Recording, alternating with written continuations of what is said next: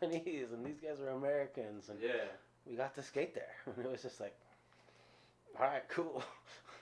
They treat you differently when they find out you're American in a lot of places, you know what I mean? No, it's a different thing. I mean, I remember, you ever skate Eden Gardens in Encinitas?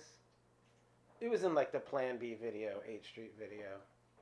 It's not there anymore, right? No, it is. It is? It's still there, but they put they put bars on it, and then they built a skate park right next to it. I've been there, but I've never actually skated it. Yeah, it's the Solana Beach Park. Yeah. Oh, it's Solana Beach. Yeah. With the ledges. It does that rainbowy thing that goes, you know, and then there's like a pool pocket up there and a pole jam, and then it kind of all goes downhill, and there's like a not a water gap, but a rock gap and a wall ride sort of.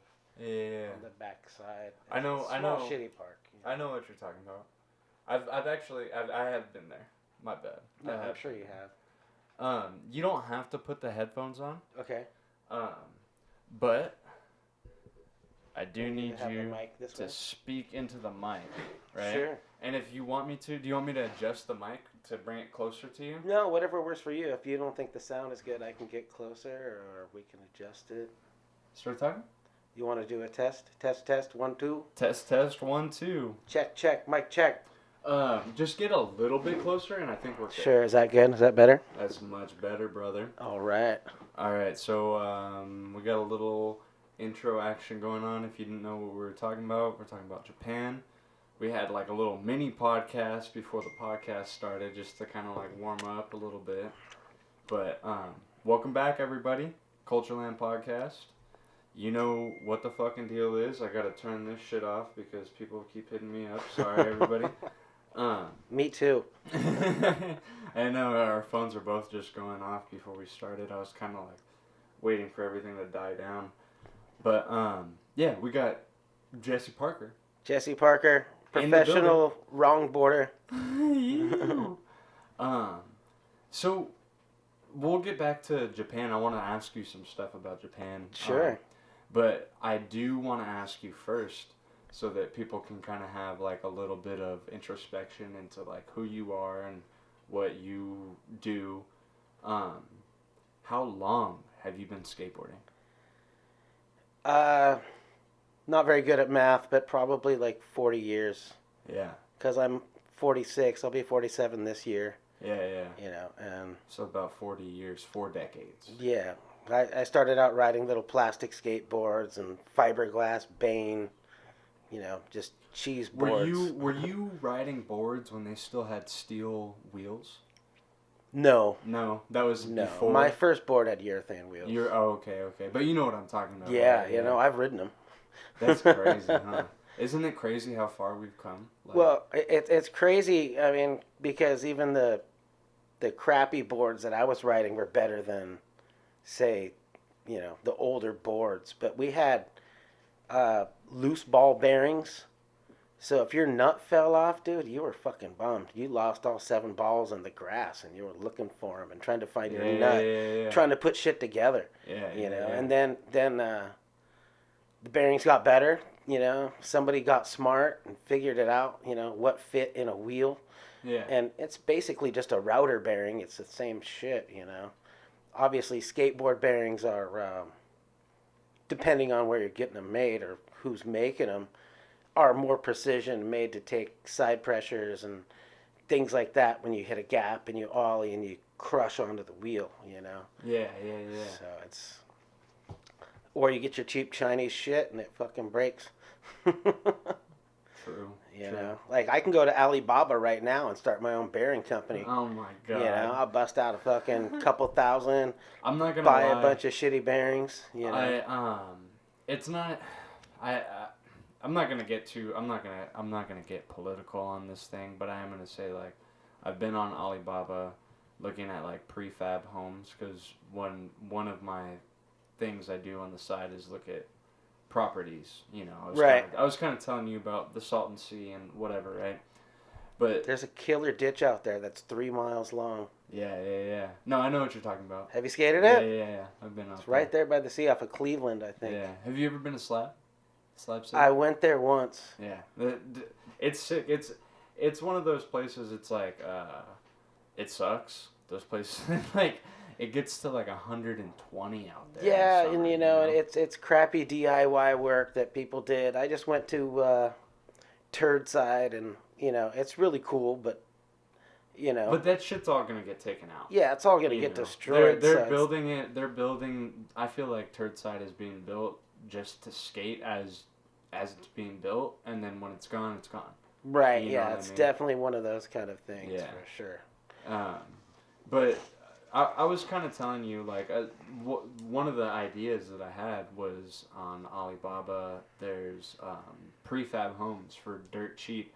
It actually costs more to ship it across the freaking than ocean. it does to actually buy Well, the thing. that's like I was telling you, when I was last out there, it was like $130,000 for like a 1 acre lot with a prefab home built on it. Yeah. But my main it's thing hot. I don't want to I'm trying to avoid buying stuff from China, not because I dislike the Chinese people. I think that the people of a place and the government of a place are separate entities, 100%. They are, but the whole issue with China, I love China. My gravity skateboards come from China. Yeah. But there's a difference in manufacturing. Well, my board's made out of Chinese maple compared to Canadian maple. It's not the same. I just have a problem buying products from a regime. Even Japanese maple. Yeah, well, the thing is that the Japanese doesn't have internment camps for Muslims. You know what I mean? Like, the shit that's going on in China behind the scenes is really dark and scary. Yeah. And there is no such thing as a Chinese business. Like, no matter who you are in China, if they're you have a workers. business, the Communist Party gets a take out of what you're doing. They're workers. Like, I watched a thing on Walmart, not that this is skateboarding related, but the workers who worked for Walmart had to pay for an apartment provided by Walmart. Yeah. So if they made enough money and could get their own apartment, they still had to pay for the Walmart fucking provided shit. Yeah. And it's like, wait a minute. So now they're going to take a cut of another couple $100 out of their shit, so they can have their job at Walmart, and have a different place, because they don't want to live in these, like, they're like a Stalag 13.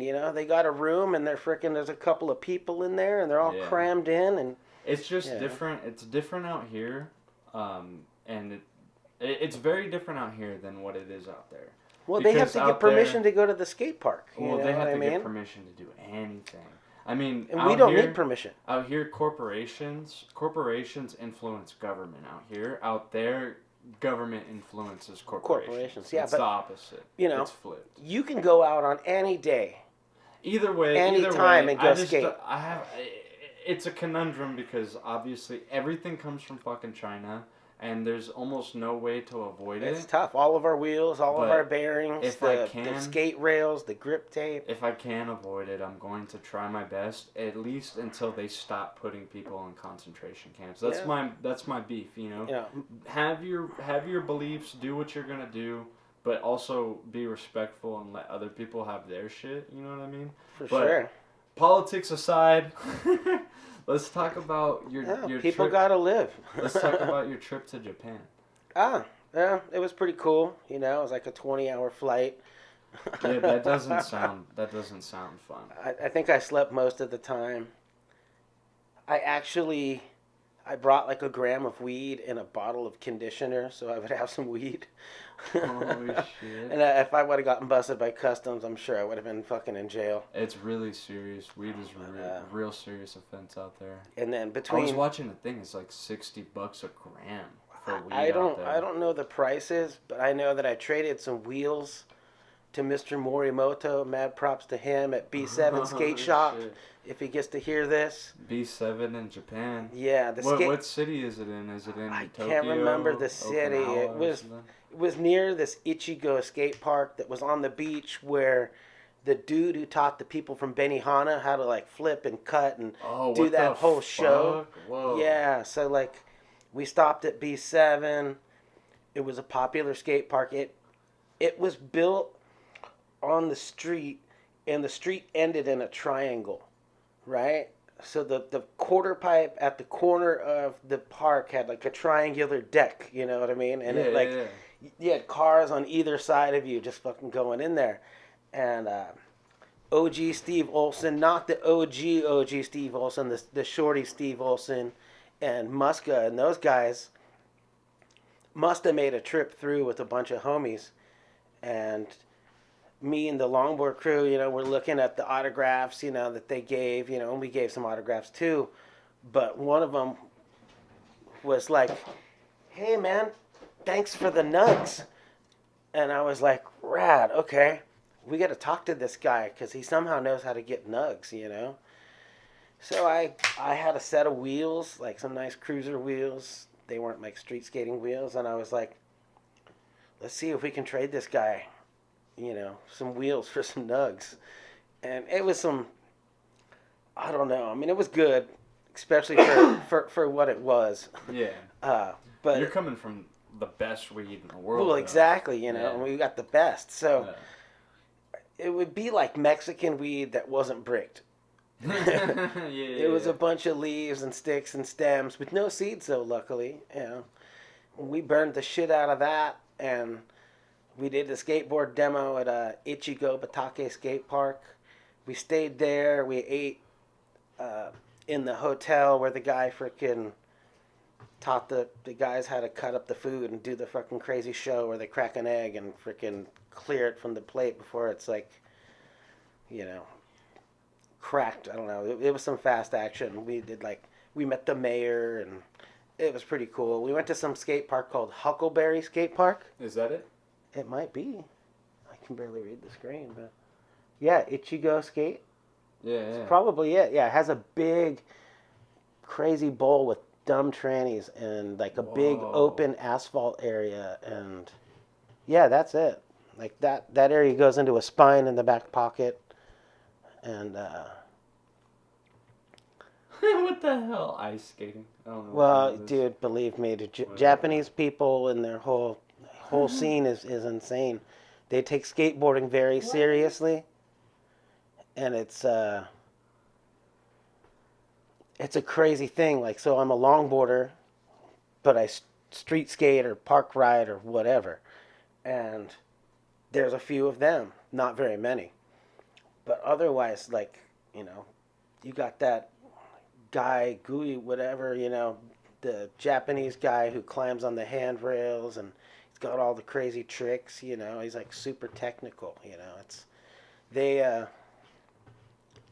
they take shit different than us, you know, like we have, you know, we got your skateboard hippies, you know, like Ben Rayborn, he was on the Gravity team, and that was before he got on Birdhouse, and he was just a little fucking grom. He was doing inverts and bonelesses, all this shit. It was fucking nuts. When I first met Ben, I was like, where'd this kid come from, you know? And we talked to his dad, and his dad's like, yeah, I'm an old school skater, you know? I've showed my son, you know, all these videos, and that's why Rayborn's freaking such a gnarly ripper. And he doesn't care, you know what I mean? He does it his own style. He doesn't freaking get stuck on the, I got a frontside flip, fucking lip on the 15 stair and all that shit, you know? He skates his own style, you know? Like Louis Barletta, you know? Like, they all have their own thing. So, like, nobody's got to be better than anybody else. I mean, obviously. Well, none of that shit matters because, well, it's like what I kind of have said before about the skateboarding Olympics. I haven't said you can't even judge it. It's ridiculous. Yeah, I haven't said it on the podcast, but I've said it, like, just in conversation, but it's like the best of skateboarding you'll never see in a competition. Right. And it'll never happen in a contest. You did, the best things. If you did skateboarding in the Olympics, I think you'd have to have a set trick list where everybody, you know, Sky, here you go. Let's see your back lip. You know? Yeah. So then you do your back lip. Well, now it's Jesse's turn. He's got to do a back lip.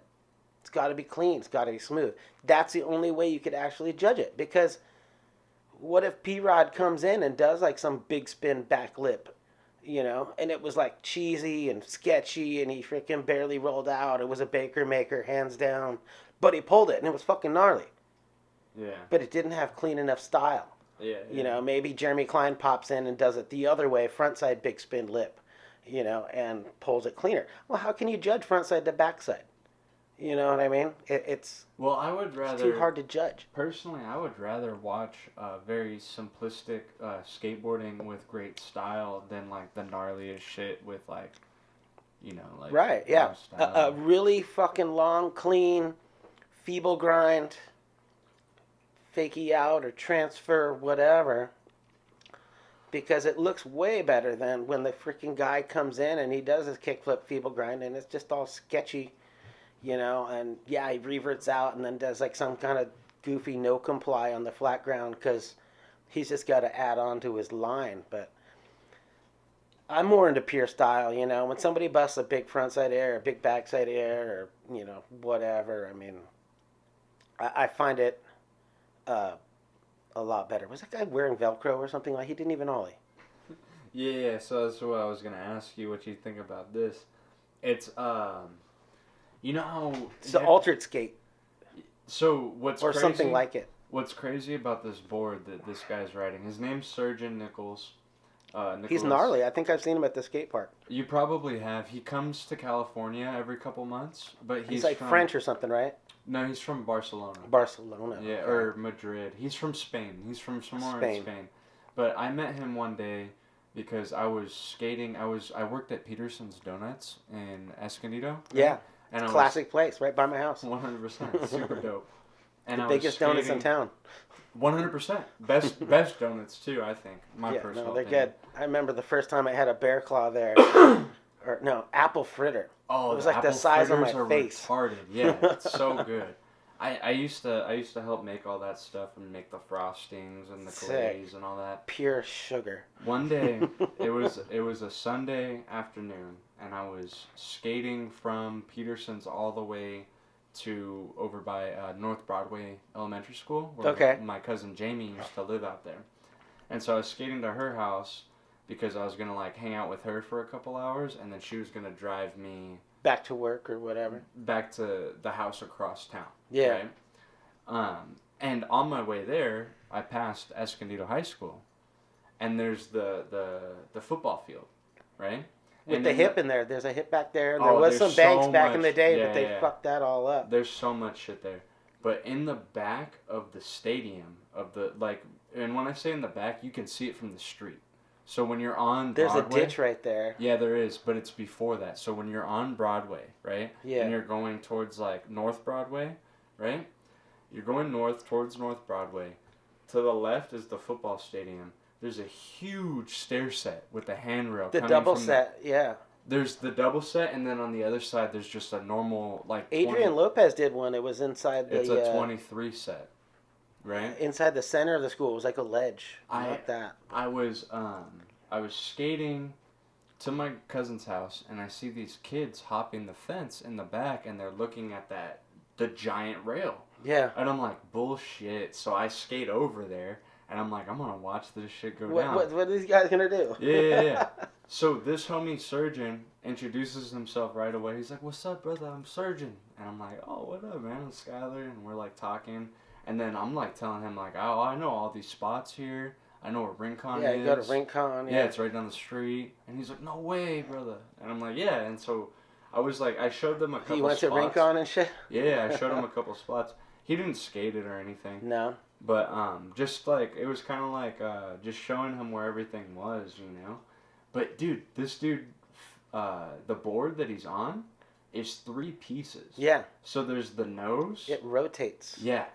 Yeah, and so like there's 2 ball bearings on the board itself, right? Yeah. So there's one on the nose that connects the middle of the board, and then there's one on the tail that connects the middle of the board. And you like the ripstick. Yeah, it's kind of like a ripstick. Yeah. But apparently this is older than a ripstick. Yeah, I didn't even know that. I would have to say it was the 90s. There was a company called Altered Skate. Okay. And they had the same style, those ones are round on the ends. Yeah. The altered skate was a little more Squared. Yeah. And they had a vert ramp and all kinds of shit. Yeah. We'd go there and skate. This fool does 720s and shit in vert. Well, yeah, I mean, it's... I know what you're saying. I understand. The board's connected to your feet. Yeah, it's Velcro. So, Velcro straps. There was like a snowboard. There was this guy, I can't remember his name. It was Steve something. And he was in the Bay Area. And he was a pool skater of sorts. But he made some wacky shit, dude. Like magnets in your shoes with steel plates mounted on your board. And, it was like skateboard cheating, you know what I mean? Like the board stuck to his feet. But he was still skateboarding. But it was some weird magnet shit. Like, I don't even know what happened. And then the guy screwed up. He did some stupid shit. Like, there was a permission pool, and he started, like, trying to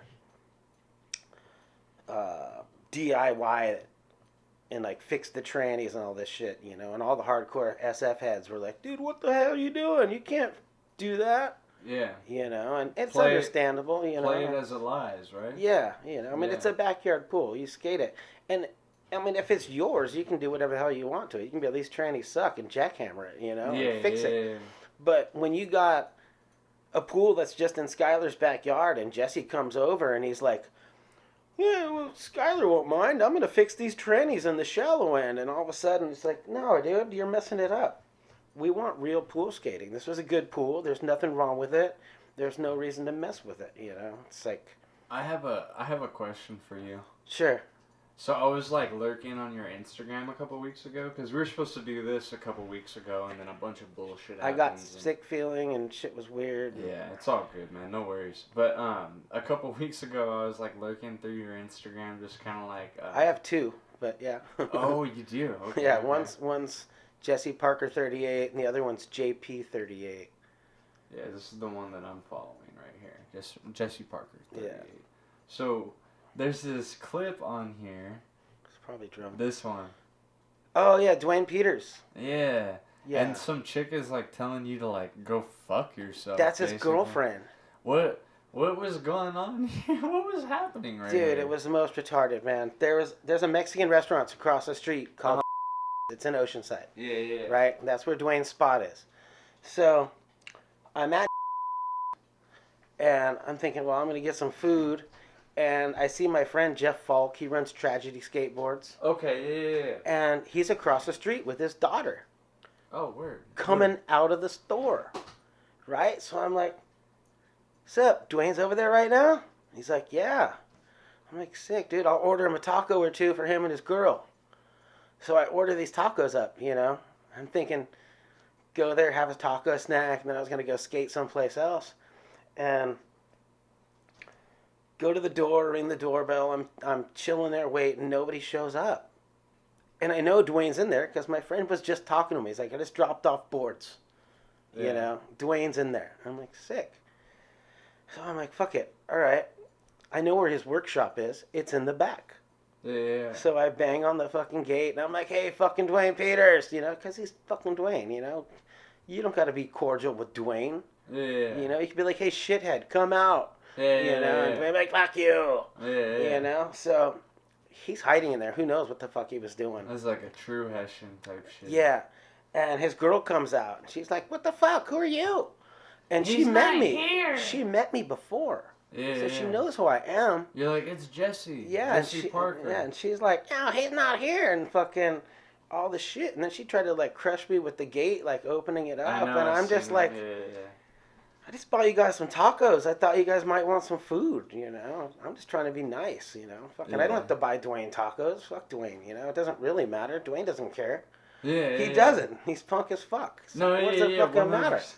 100%. It's like, that's why you rolled up like that. Yeah, he's punk as fuck. It's Dwayne, dude. Yeah. He used to shave kids' heads at the skate park. Just fucking. But came in the bathroom at the wrong time and they got a haircut. I was laughing so hard. I was like laying in my bed and I was just like scrolling through Instagram and I found it and I was laughing because I'm not gonna lie, you both sound wasted.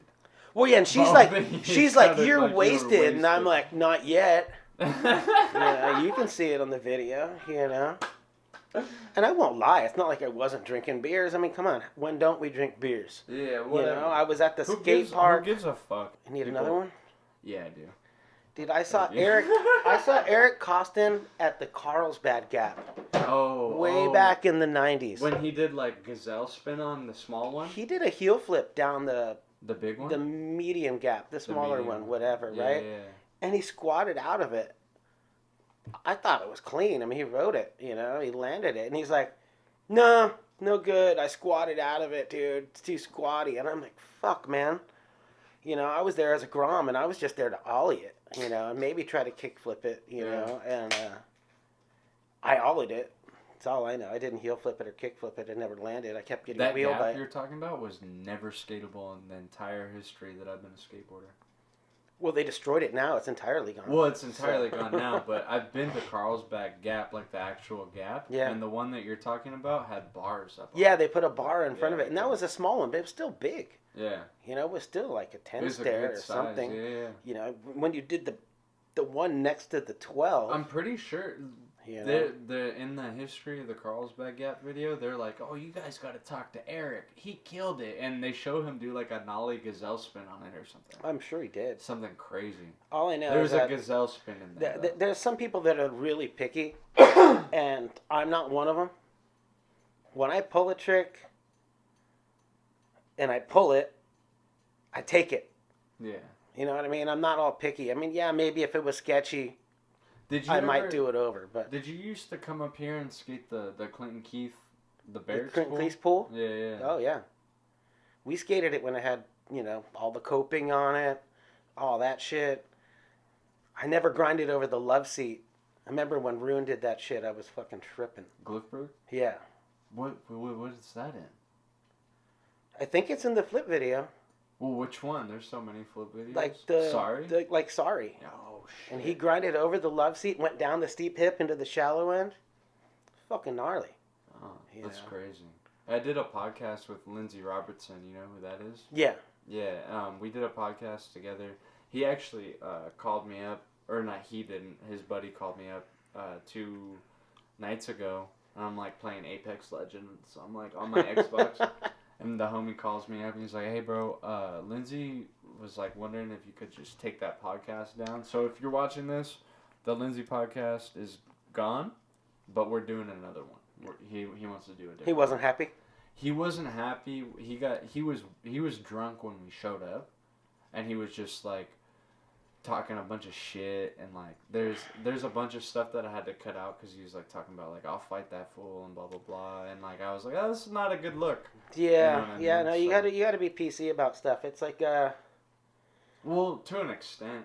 I refuse to be PC about shit that like doesn't matter. You know what I mean? Like, when it comes to stuff like, if somebody's being violent towards you because of the way you are, or the life you live, or who you are as a person, like that's where I draw the line. Like, fuck that. You know what I mean?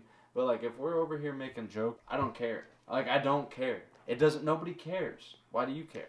Well, you know what I mean? Nobody cares how you feel. You know, so. and yeah, exactly. It's like same thing as talking about style. So like, I was trying to bring it up. I have this friend, Falco. If you ever hear this, he's a ripping skater. Yeah. Switch, regular. You don't know which way he's going. And he pulls every trick. He's good, but his style doesn't always look like he's all that comfortable. You know, it's kind of like watching Bob Burnquist do switch Smith grind or something like that. You know, you're like, fucking Bob rips. But when he does a switch Smith in the frickin' vert, it doesn't look like his regular switch or regular Smith.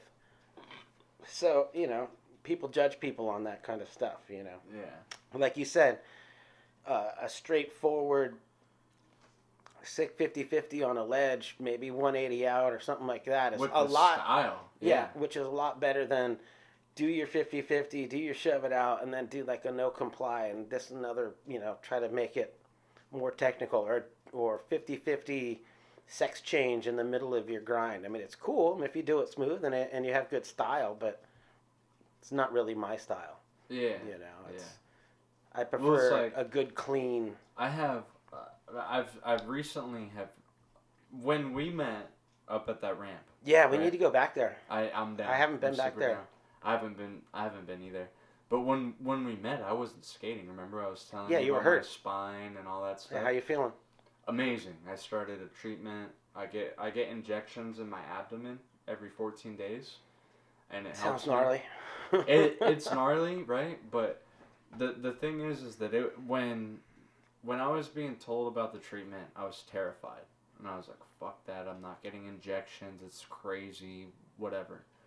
I was barely able to walk, dude. Right, and it now, kills you to not be able to skate. Yeah. You know? I was like losing hair, like bald patches and shit, you know. Because you're stressed out. 100%. Because it was one of my outlets, you know, and it was the only physical outlet that I had. Well, yeah. What are you gonna go do? You gonna get into rope swings or something like that? Dude, no. Fuck no. You know what I mean? Fuck no. It's not the business. No. But now I'm able to skate. I've skated every day for the past 3 days. Nice. You know? And it's phenomenal. But one of the things that is unfortunate about the condition is that, like, I've had to come to accept that, like, my favorite things now are no complies, but that's only because that's all I can do, right? But if I see you do a no comply that's trash, I'm gonna fucking roast the fuck out of you for it. Like, roasting hard, because my whole brain now is, like, taking it easy on my spine and my hips, right? It's like, no complies, just, that's the shit, right? So it's like, it's just so much easier on my spine, my hips, you know? After skating 46 years and falling out of trees and falling off the top of Nude Bowl into the bottom and all that shit, man, I'm just stoked I can skate. Like, yeah, I just 100%. do my best. Like, mostly I've been doing a lot of slappies and skating mini ramp, you know? And mini ramp's a little bit safer than the 14-foot bowl, you know? It's... I just saw they just built some place in, like, Ohio, and it's like a freaking lazy river bowl that's like 14 feet deep. That sounds so sick, but it like, looks what amazing. Am I gonna do there? But yeah, it's like, man, look at it. Can I 50-50 up there? Am I gonna make it down? I watched the video. The guy dropped in, and he dropped in, and as soon as he dropped in, he shot out. He wiggled and woo, you know, and it's like, fuck, man, that's some big shit. Wobble, but they don't fall down. You know, it's a lot easier skating smaller stuff in the older days. You know, I like skating big stuff, but it's just not necessarily my game anymore. You know, unfortunately, I'll still try to do my thing. You know, but smaller stuff is safer. Slappies, some mellow bank to curb. You know. Do you know about Ace Pelka? Dude, he's insane. Ace Pelka is like, I don't even know what level of slappies he's on. He did that 20-something mile-an-hour slappy at the barracks. Yeah. He just put out a new video part of slappies. Yeah. And they were slappies like, you know. Me and Alexiz, the person I co-host the podcast with, we went to Skate Juice 3.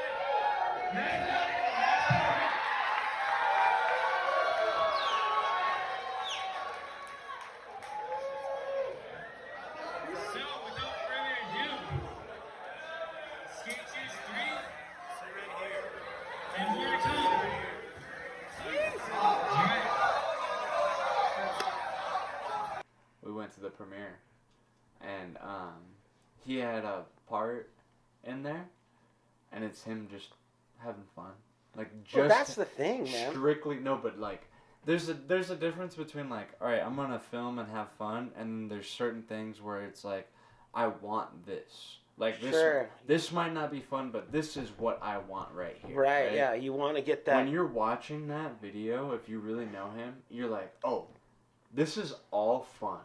100%. Like, there's no part in here where I feel like this fool was stressing for a trick, right? It's all fun.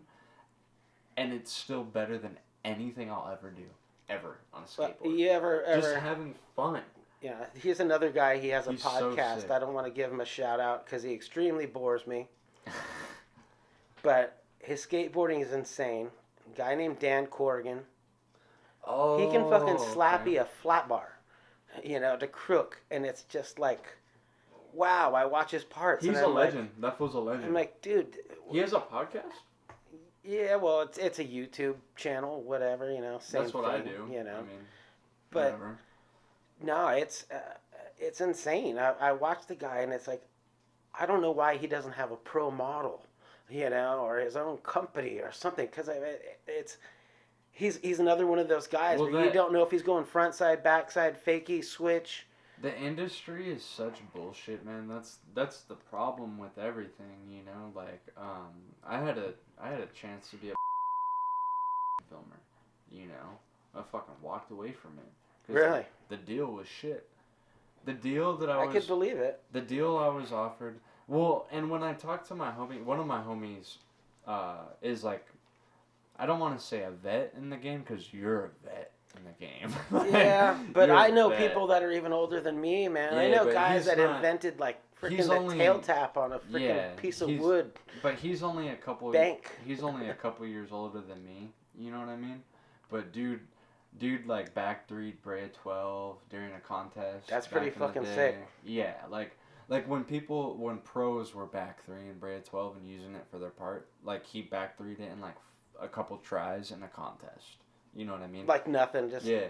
he just does you it. roll up to like Serenity or Summerly or whatever. This fool's doing like switch front crooks on the quarter flat pipes. bar down the. No, in the quarter pipes, like in the tranny. Yeah. Like it's nothing. Switch front nose, switch front crook. Just fucking like so stylish and all this stuff. And people ask him all the time, like, "Oh, are you sponsored?" No, because he's underground. He doesn't give a fuck, bro. Like straight up, he doesn't give a fuck. He's trying to have fun. I don't actually give a fuck, but there's only one way for me to get a longboard. Yeah.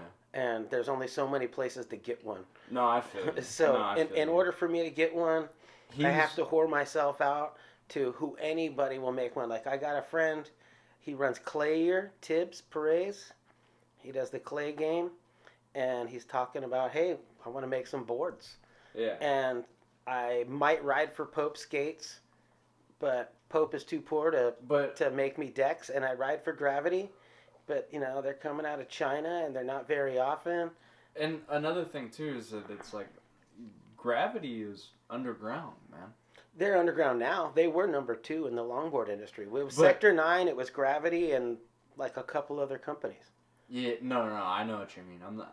I'm not saying anything about that, but what I'm saying is, as far as like even as far as the industry is involved, like Sector 9's not necessarily underground, but it is.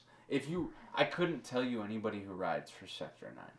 Sean Ross, unfortunately, who's been taken out of commission for a minute. Hopefully he'll come back. Yeah. But otherwise, yeah, Jeff Boudreau, he's a downhiller. He's a good downhiller. He was a park skater. I'm sure he still can, but Yeah. he's mostly went to downhill. And it's funny because you're naming people that I know of, obviously, but it's like I didn't know that they were riding on Sector 9, and it's like Sector 9 is one of those things where you see it at every skate shop. Yeah, every skate shop, because Every skate shop. what they would do. When's the last time they dropped a video though? Nobody drops videos anymore because they're too lazy, and they just put YouTube parts up. Well, that's not true. It's like, I mean, some people Star have. and Moon came out. There's still a whole scene for all that. Maybe not longboards. Maybe though. not. I mean, I'm going to try to drop a crappy part, with my buddies filming, and then But- I'm going to have my uncle play the music or whatever, but... I remember somebody told me when we first met, somebody's like, "Oh, Jesse Parker's here." I was like, "The pro?" And they're like, "You That's know cool. Well, exactly, yeah, I know. But I've seen your shit before. Yeah. And I was like tripping. I was like, "Oh, that fool's here," because I seen Tommy Sandoval there. I seen a couple other people there that I was like, "I've seen this person. I know this person." But it was interesting because I was like the pro, and the person that was like, "Oh, Jesse Parker's here," and he was like, "You know him?" And I was like, "No, I don't know him. I know of him." Dude, I was pretty buzzed at that ramp, too. Oh, I showed up. Wasn't there a free keg there? Like, we were... I don't know. I showed up late off of the mushrooms. Me and the homie There were was a on keg there. Oh, mushrooms. yeah, frickin' Herb was handing out the mushrooms, like... No, I showed up on them already. Oh, yeah, I know. But Hervey was on mushrooms the whole freaking session doing, like, Dude, crazy he hit shit. his head that day. I didn't. Towards the end of he the had session. those dreadlocks. They just bounce off. It's like a helmet. So gnarly, though. Because, no, you're right. But he hit his fucking head, and this fool popped up like... Like nothing. Yeah. I watched it. I was like, damn, Herb, you okay? And he's like, yeah, whatever. But he was zooming. No, it was funny because I went up to him and I was like, oh, I heard you were on mushrooms. And he pulls out a bag and he's like, this is all I got left. I can't give any more out. And I was like, no, man, I'm on mushrooms. Yeah. I just wanted to be like, yo, what's good? No, he tried to give me some, man, and I was already too buzzed, and I didn't know what was going to happen. I was like... He gave some to Murdoch. Skating this crazy ramp that I never rode before, which is a super sick ramp. That full Murdoch was tripping. It's a different kind of ramp. It's like, I have a friend in Fallbrook, this guy named David Klein, who I was telling about, like, he's OG, like... He was doing wall rides on his house, like, when he was a kid in the 70s. Oh, yeah, So he built this ramp, and the dude's pushing, I mean, I'm 46, so he's pushing like 55, I don't know, 56, somewhere in there. Maybe almost 60. I can't remember, I can't count. But he built this ramp, and he talked his mom into letting him build a ramp in the backyard. So if this guy's 60, right, let's say, we'll give him 60, or almost 60, and he's like, Mom, I need to build a ramp so I can learn how to roll in. So he built this ramp. It's a killer ramp. It's like 3 feet high. It's got a 1 foot quarter pipe on each end of the deck. So, like, you don't skate it like a mini ramp. You don't stand on the deck and frickin' drop in and, yeah, it's my turn. No, you stand on the top of the upper deck and you roll into this little 1 foot shit deck and then roll into the main ramp. And it's got pool coping and piano tile coping. Don't you have clips? Or you have a clip of it on here? I had a couple of clips, yeah. And I may have some photos or something. But it's a killer ramp. It's not done yet. It'll be done probably in another year or something. Yeah. Because he's building this pocket with a roll-in. And it has a piano key. But the piano key is, if you flip it 180 degrees... Instead of it being flat, it stands up. So part of it's like coping, like with tile. Oh, shit, okay. And then he has another section where it's normal, but it leans in. And his theory on that is that if you're going to grind, it's going to help you come back in. Like you could pump it. Yeah, sort of. I don't know. I mean, it's weird. It looks super rad. And he's not finished with the other side. He's going to be putting, like, he bought a case of 8 balls and a case of cue balls. And he's going to trim them so we can get them a little bit closer. But there's going to be a whole section of pool ball coping. Oh, which is going to be pretty rad. That's sick as fuck. Falco has that on his ramp, but it's like a 2 foot section. Oh, you know? So it's like, quick grind. But this, he's doing like 2 cases of balls, you know, so yeah. It's gonna be good, and parking block coping and all this shit. But the ramp's not done, like I said. But this guy is like a ramp scientist. He's meticulously going through. I used to live at on a property in Menifee, and some of the homies. Go ahead. I don't want to get too crackly.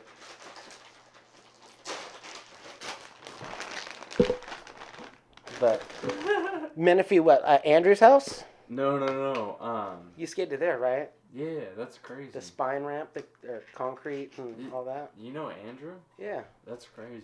Yeah, he used to shoot Damian Hertenstein, who moved to Alabama. Yeah. Told him not to do it. He's still out there, huh? He's still out there. He bought, he got a little trailer like you want to get, or a double wide or something like that on his dad's property. So he's got his own pad. He's super stoked. Works at Walmart. If you could live, who cares what you're doing? Yeah, it's just. Like, but hold on, sorry. No, I know what you mean. I know we don't have to get into his shit or his life or anything. No, it's all good. He doesn't care. Hopefully he hears it. Come back, Damien. That's crazy, yeah. Because they're all out there, right? His whole family, yeah. Yeah, they're all out there. Yeah, I follow the whole fam bam. I follow all of them. They're sick Damien's as fuck. a ripper. Uh, Even his younger brother Gunner, yeah, dude. he's like a little bit more on I the went to Slab City. technical school. I went to Slab City with Damien. I'll show you some And clips Andrew in a and second. whatnot. No. No? It was just us. It was just like a squad of homies. Like, we went out there, Dolan Stearns, Christian Holt. You might not know those people. No, I don't necessarily, but... You should look into them. They're No, not- I'm into not skateboarding, man. Believe me. Yeah. I've only been doing it for 40-something years, so... No, I feel you. I mean, you know who Ace is. I grew up with Ace. Me and the homie who do the podcast. Yeah. He's actually known him much, much longer than I've known him. But Ace came onto the scene kind of quick, though. No. No? No. I didn't know about him then. He's been doing this shit since he was like 9 years old. It's one of those guys. Kind of like Corey Juno. Yeah. He's been doing this shit. Like, they were going to Etnies Park before I even knew what the fuck Etnies Park was. They were doing their shit. That kid, man, we're supposed to do a podcast soon. Nice. But, yeah, I mean, that kid, shout out Ace. You're the shit, obviously. No, he's got mad style. I remember when Ace was like 13 years old, right? We're in Menifee Lakes, down the street. We're in Menifee Lakes. Where the park isn't, or is, but wasn't? No. It's like miles from where the park is. Oh, okay. Yeah. So there's like this lake community and golf course and all this shit. And we all used to live in that area, right? People ride dirt bikes there, too. And we were going to the homies. Pyramid Lake? We were supposed to... Menifee No, Menifee Lake. Pyramid Lake is north. More north? Yeah. It's Pyramid Lake's Oh, probably Pyramid's I'm sorry. it's like an yeah, hour I'm and in the a wrong. half from I'm in here the or wrong something. place. But no, I rode my dirt bike around the Menifee Lake over there. Okay, Pretty yeah. sure, because you can Probably. get there from like Lake Elsinore from like the back edge and ride from ride. Railroad Canyon. If you follow Railroad Canyon all the way to Newport, it'll take you there. But we all grew up in that area, and I remember this one time, Ace was There was no ramps out there or anything, huh? No. Man. We had to go to like Oceanside and shit to skate, and so Ace was meeting up with us, and he met up with us, and then we were gonna meet up with this homie Kevin, right? And I don't remember exactly like what the fuck happened, but Ace thought that Kevin's house was his neighbor's house, right? And both of the garages were cracked open. We went in there. And so he crawled underneath into there. And as he was crawling out, they came out. The person like I think came he's a into the looter. garage. 100%. They were like trying to start shit. It was crazy, and we're just like, no, he's just dumb. I swear, like it's nothing like that. But Wrong place, wrong time. 100%. And we'll talk about it on the podcast I do with him. But yeah, I mean, we've known him for a long time, and he was one of those people we always knew. We always knew he was going to do something with it. There was no way he wasn't. You know what I mean? I don't know, man. I got 40 years of just trying to skate. I can do a frontside slappy, a backside slappy, people slappy, whatever. But it's because I've done like a million of them. You know what I mean? Mm-hmm. It's like, if you've done it so many times, it actually gets, it's a little easier. I mean, obviously, things change and you get older or whatever, but That kid was certain doing, tricks, like, you can just learn and you'll be doing them forever. That kid was doing slappies before I knew people did slappies. He was the first person I ever saw do a slappy grind, you know? Oh, and he's insanely good, man. I mean, like I said, I watched this Barracks thing, and he did a slappy at like 20 miles an hour. Mm-hmm. And my slappies aren't that fast. I'm probably like 5 or 10. I'm getting it, and we got the curbs waxed up and shit. We did San Marcos High. I don't know if you've been there yet. But...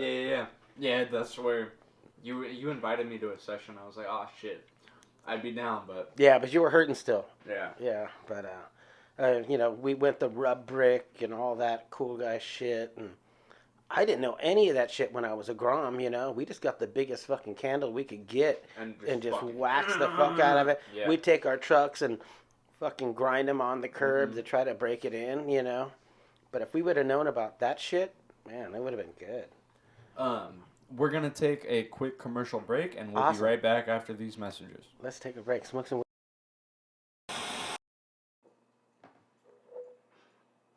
Hey, are you tired of all these bureaucrats calling your company because of some eco-friendly bullshit? Yeah, those fucking liberal cucks. Well, we got the solution to you. Call our hotline.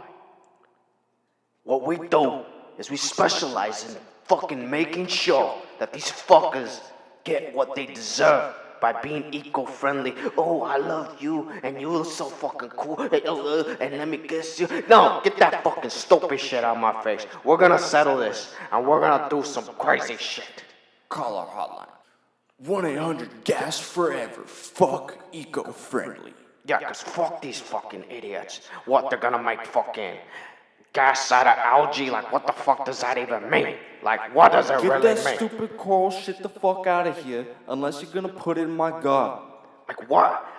Algae fuel? What the fuck? That doesn't even make sense. I mean, they got the water shit, which is a fucking cars are made out of fucking water. I gotta go back to Frankie's fish fillets. Hey, grab me, it's Fresh Friday. Grab me 5 of those fillets. Oh, you want the Frankie's 5 Friday fish or whatever the fuck they fucking call that shit? give me all. Yeah, I gotta get back there. I'll be right back. Make sure you get that squid and lobster too. And fuck your mother.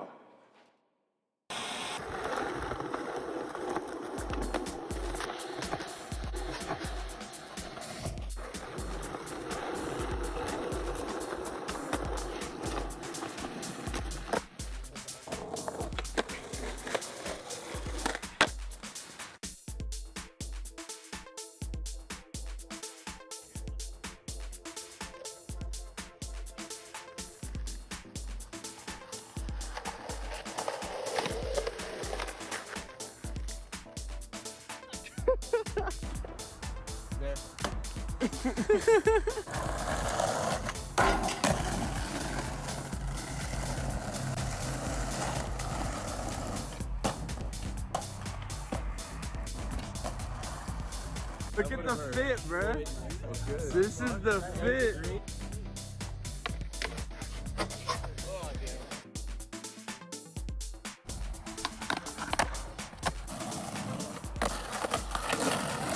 Hey, what are you doing, dude?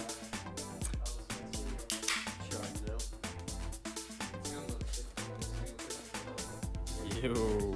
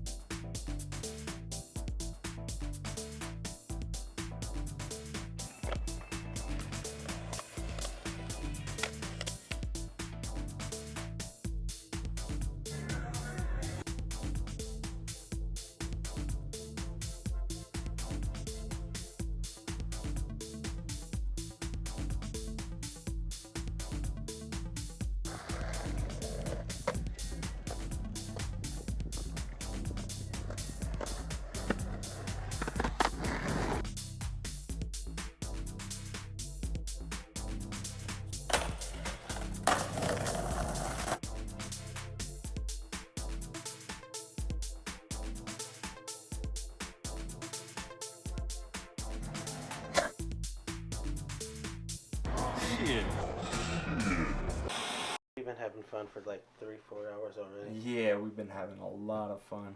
We actually took a huge break, time travelers, but we're right back. Jesse's about to talk to us about a board that I got from my dear friend Robert Prado. Shout out Robert Prado. So, here we go. Yes, you're now live with Jesse Parker. This is a cool board. I never had one like it. I had one like it, but it was a different brand. It was a GT Coyote. They made boards in the, I don't know, late 80s or early 80s, I guess. It's pretty cool. It'd be rad to have some trucks on it. Gotta go find a pair of roller skates or something like that. Is that what works best for that kind of work? No, they had trucks. There was Bennett's. Mm-hmm. Bennett You want the made smaller trucks. on there or like bigger ones? Oh, you want them to fit the board, you know? You want to be so they're like flush. Like if you look at those photos of the dudes in the 70s, man, the reason why when they were doing wheelers, right? Yeah. They did a wheeler because there wasn't a truck to grind. So Yeah. they'd hit the lip. They used to actually use roller skates, though. When it first started, Yeah. that one was probably a production board that probably had some Bennett's on it or some lasers or So you'd be like wheeling the something. coping rather than grinding, right? So Pretty there much, wouldn't dude. You be see no those- trucks. you see those photos, dude, of Tony Alva and stuff like that. Like even the iconic one where he does the front side slash Mhm. and the coping's bouncing up. Yeah. He's riding these like pinner trucks, you know what I mean? Like Yeah. there's not a real, Yeah, you're just like manualing it. you know, he smashed it, you know, but yeah, it's not like a full grinding, you know. You can try one if you can find some trucks to fit it. You know, take it to the skate spot and That'd be dope. and try to do it, but Try to hit. I would be afraid of breaking this thing. It's probably some kind of weird, Feel like it's stale now. Or it's what? plastic or composite or something. I mean, it might not break, but I know that So that's like vintage, actually, like pretty. I'm old pretty school, sure huh? that. I broke I'm mine. pretty sure it's epoxy, right? Isn't it like a yeah, form they of do like epoxy? epoxy resin. Like this thing Yeah. almost looks like it's Yeah, I'll never ride that board. That board's almost like that a board's Z-Flex, going somewhere like special. like Jay Adams style, like those old ones where they made it in a mold. But I could be wrong. Maybe I'll share my photo later, Oh, here. and No, someone we will could leave someone that will there. tell me where it's from. But Yeah, that's sick.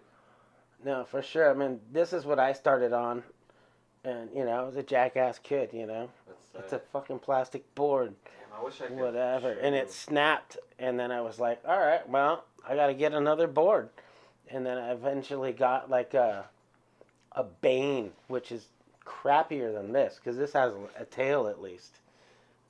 The Bane was flat, just fiberglass, super flexy, Yeah. and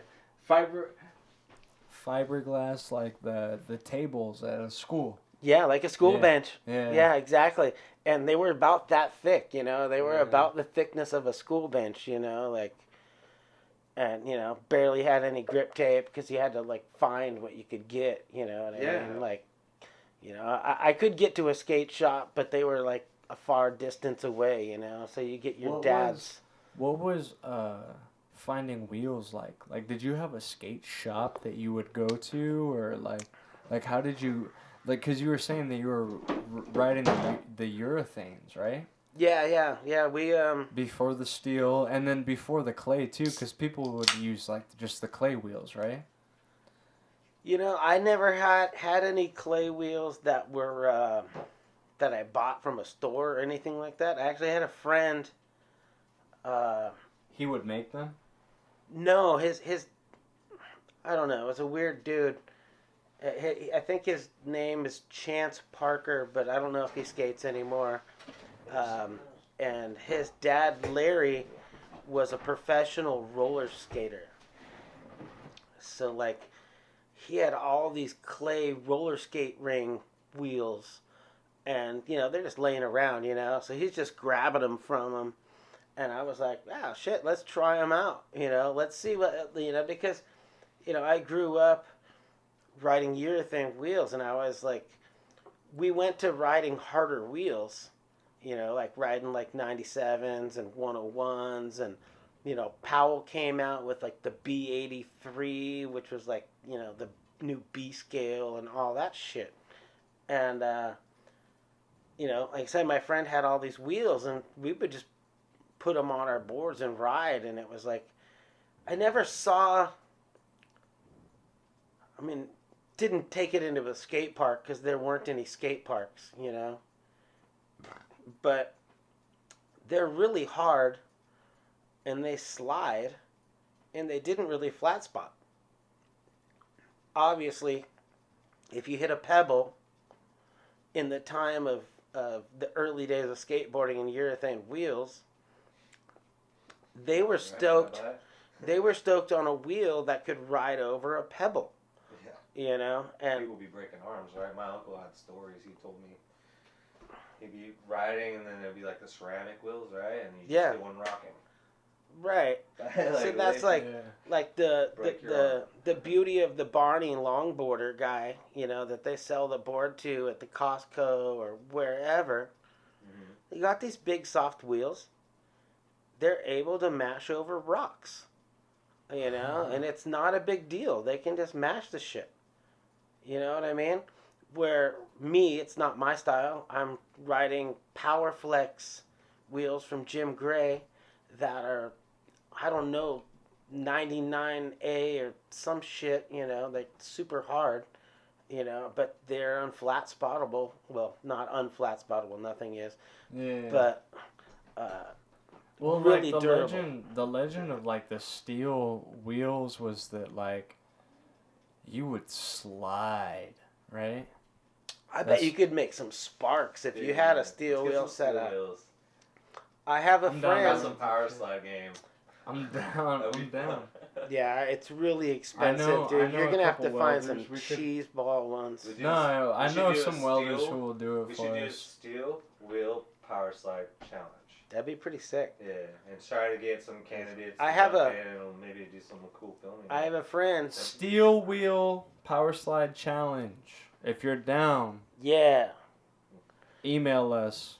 We need the wheels. We got the email right here. Whoever's got the wheels, hook it up. We got the Instagram right here. And be ready for them to be destroyed. I got the homies with the wheels. Yeah. I got homies that will make. Because my buddy. You guys will be judges.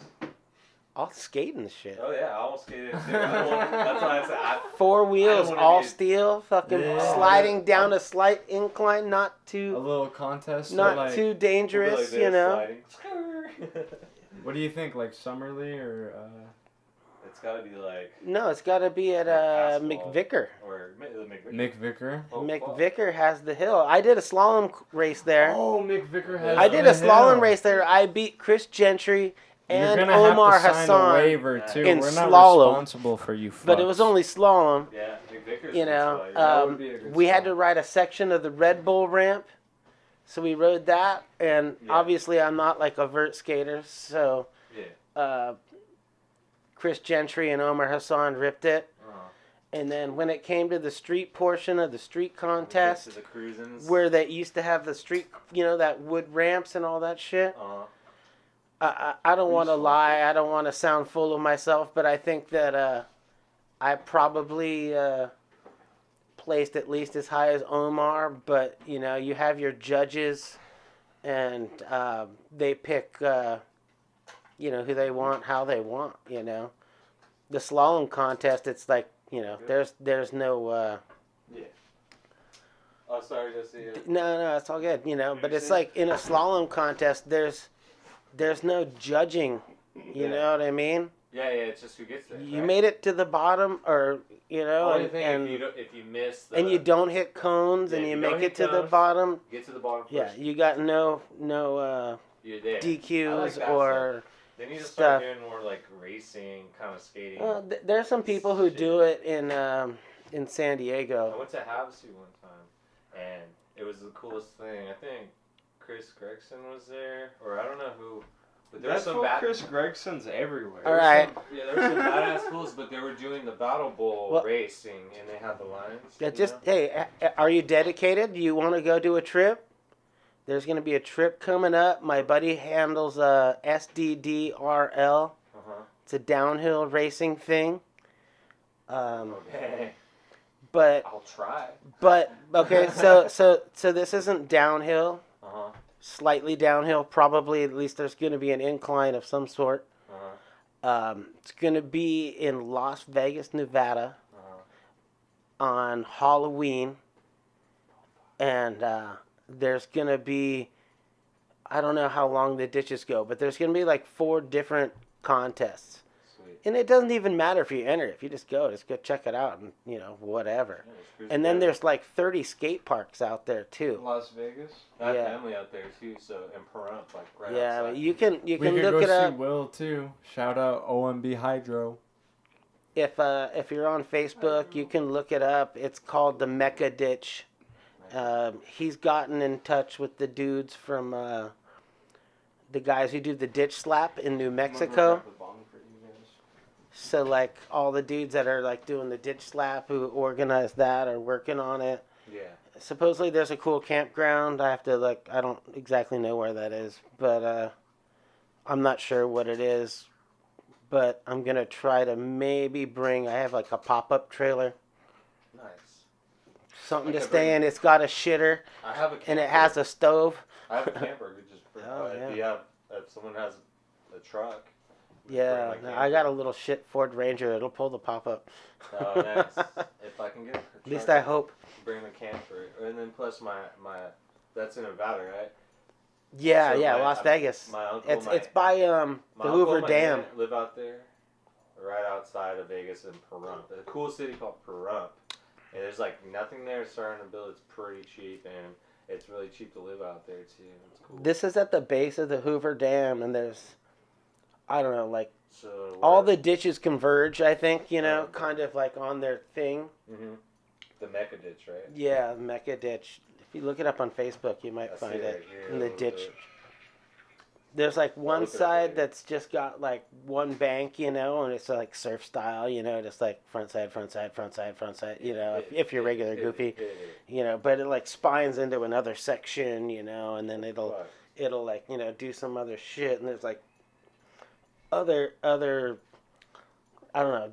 There's a lot of different possibilities there. Yeah, the There's a lot of ditches- setups, The so- ditches in Las Vegas are pretty rad. I mean, I used to go out there on the old Gravity Day tours, and they by that area by the Hoover Dam, there's like walking paths, and the ditches cut through, and there's a little bank here with a little this and that, or you cruise through a tunnel, and then there's like tunnel. I you haven't know, tried a another tunnel little- out yet. no, they don't have like tunnels that you could skate. It's Through. more like you're like, oh, what's over there? Let's walk through here. Oh shit, look at this part of the ditch. I see. Oh, it's just got to a get- cool spot. So like, yeah, you could do a shit and then like shoot through the tunnel, and Yeah, then go down and bomb the trail. But he showed me a bunch of footage, and it looks really good. And I think definitely there's it's definitely not going to be your average skate thing. Yeah. You know what I mean? It's mostly downhill dudes Yeah. who are probably riding like drop boards and this and that. I see. It's more of like a cruise, like a kind of pilgrimage. Yeah, but they're gonna do a race through cones and time, and there's a bunch of sections that my homie told me about that are like, dude, I can't believe it. Yeah, that's Fucking, you can shoot through this, and It's like yeah, that's just huge. that's just one area. Yeah, that's just one This was spot. One spot. Yeah. I mean, it's amazing, and yeah, fine, it is a drive, and believe me, I hate traveling. I'm getting old. I it's hate like a fucking the popular place drive, where but people like it. I wanna figure out why. oh, there's probably like, Hopefully I can that make it out there. that guy's a But, cruiser, right? I got some crap to deal with on the 26th of October. I have to go to court. Got arrested. Well, we won't worry about that right now. Yeah, But like the dude's like just like he's a ditch surfer, skater, downhiller guy, yeah. and he's just saying, these ditches are freaking rad. Yeah. We're gonna have a campground. I gotta find out where the campground's at. Yeah. Because if I bring my pop up, I'd like to be with the crew. For sure. Yeah. That's what the benefit of the pop is. Yeah. Otherwise, I'll just get Yeah, a fucking hotel You and got a little spot where everyone can let's chill. let's smoke some weed. Which is cool. Let's drink 'cause some beers. Vegas is chill with the weed now. So. Oh, you don't have a refrigerator? Yeah, no, but I got a stove. Yeah. I'll go with the fridge. I'll bring the fridge if I can make it. My pop-up has everything. I don't think it has... Maybe it has a refrigerator. The pop-up's like a camper, right? Yeah, it's like a small little tiny box, you know? Yeah, It's there like you slide the shit out Yeah. and then you put up this like tent and, you know, 2 homies can sleep here, 2 homies can sleep here. Yeah. You can sleep on the floor, homies, if you want. Heck yeah, man. You know what I That's mean? Yeah. And, you know, it's got a toilet, it's got a bathroom, you know, like you can totally take a shower. It's fucking legit, you know, like that. Everything you need to go. Yeah. And go fucking out, what? You go away for the comfortable weekend. In the wilderness. You go for the week. You know, it's better than back in the day when I was fucking at Nude Bowl sleeping on the rocks, you know, fucking. Yeah, that's. I tried to put out a tent in a spot I thought was flat. Oh. You know what I mean? And then you're like, fucking, hey, dude. Yeah. I just fucking ate shit from top to bottom onto my hip. Oh, I need to sleep. Yeah. You know, and you're like, fucking sleeping on rocks. Yeah. You know? We, me, Dom, and Garza, and Another. the homie Woo. Could I get one more Definitely go to too? the store. Of course, bro. I'll be the No, camp. I'll have to go after the beers are gone. I think it's getting late, sort of. But Yeah, no worries. Oh, you live in San Diego there's too. still one there, Oh, thank you. and another one for me, and We, another one for somebody, maybe. No, it's just water. Heck yeah. oh yeah. And I got enough to make a Bloody Mary beer. I used to, ooh. What the heck? I use the Zing Zang. What is that? I'm not sponsored. I wish they did. Oh. It's a Bloody Mary mix, so I make a bloody beer. It's not a michelada. This one has a lot more celery seed in it. Celery's fire, yeah. I'd rather have more like celery. Yeah, it's definitely the last one in the bottle. Oh, yeah. So, I used to. Didn't do a volcano. That was good too, because sometimes it does that, explodes. Tries to express itself. Before my spine shit started like taking hold of my life, you know, we would go out Fucking to, up your skating. Yeah, we would go out to Arizona 2-3 times a year, right? You ever make it to Gila Bend? Maybe. There's a 30-foot full pipe there. No. Yeah. Never been there. Super big. That's but crazy. Thrasherland way back in like 1980 something. You know that pool pipe too? No. It's like made out of like pool lining, you know, like slides. It sucks. It was the worst skateboarding. What I was gonna say though is that we used to camp.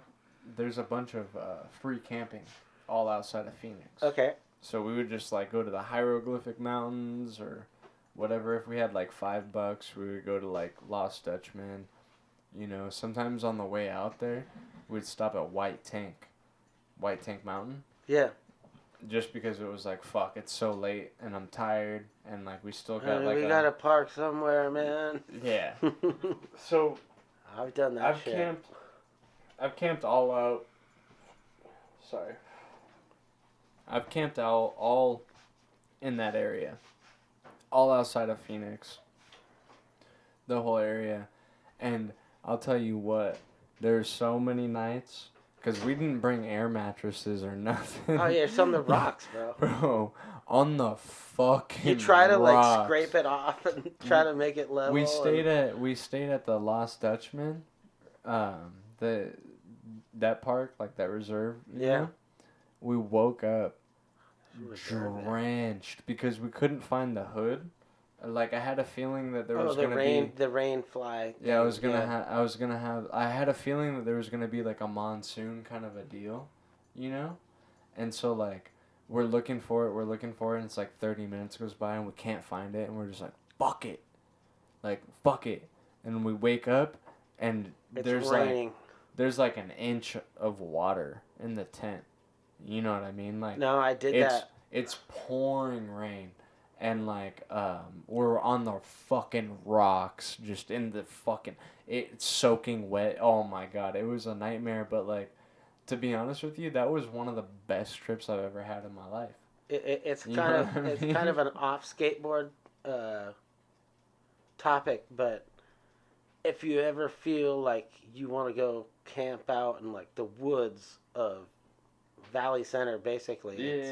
It's Keep going. I'm going to grab the ball. La Jolla Indian Reservation.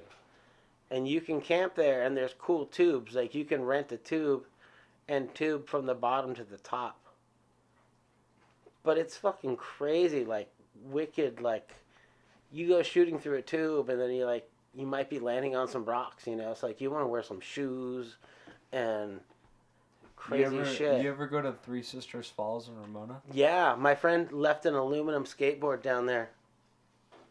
If you want to go dive to it, there's an aircraft aluminum skateboard in there. He bonelessed into it.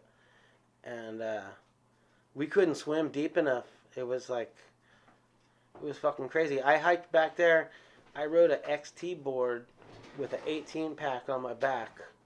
Oh, shit. And I'm like bombing this dirt hill, dude, and it got fucking hectic.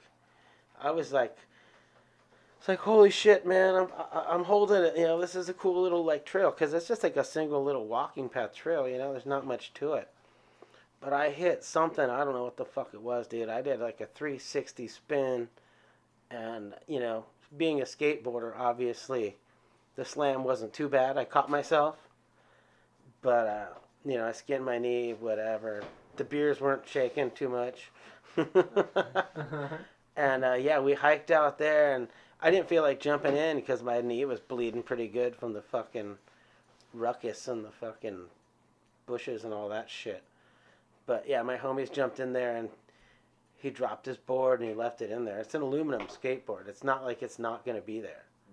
Someone probably maybe even dove down there and got it. Yeah. You know, or if they had one of those cool fucking magnets.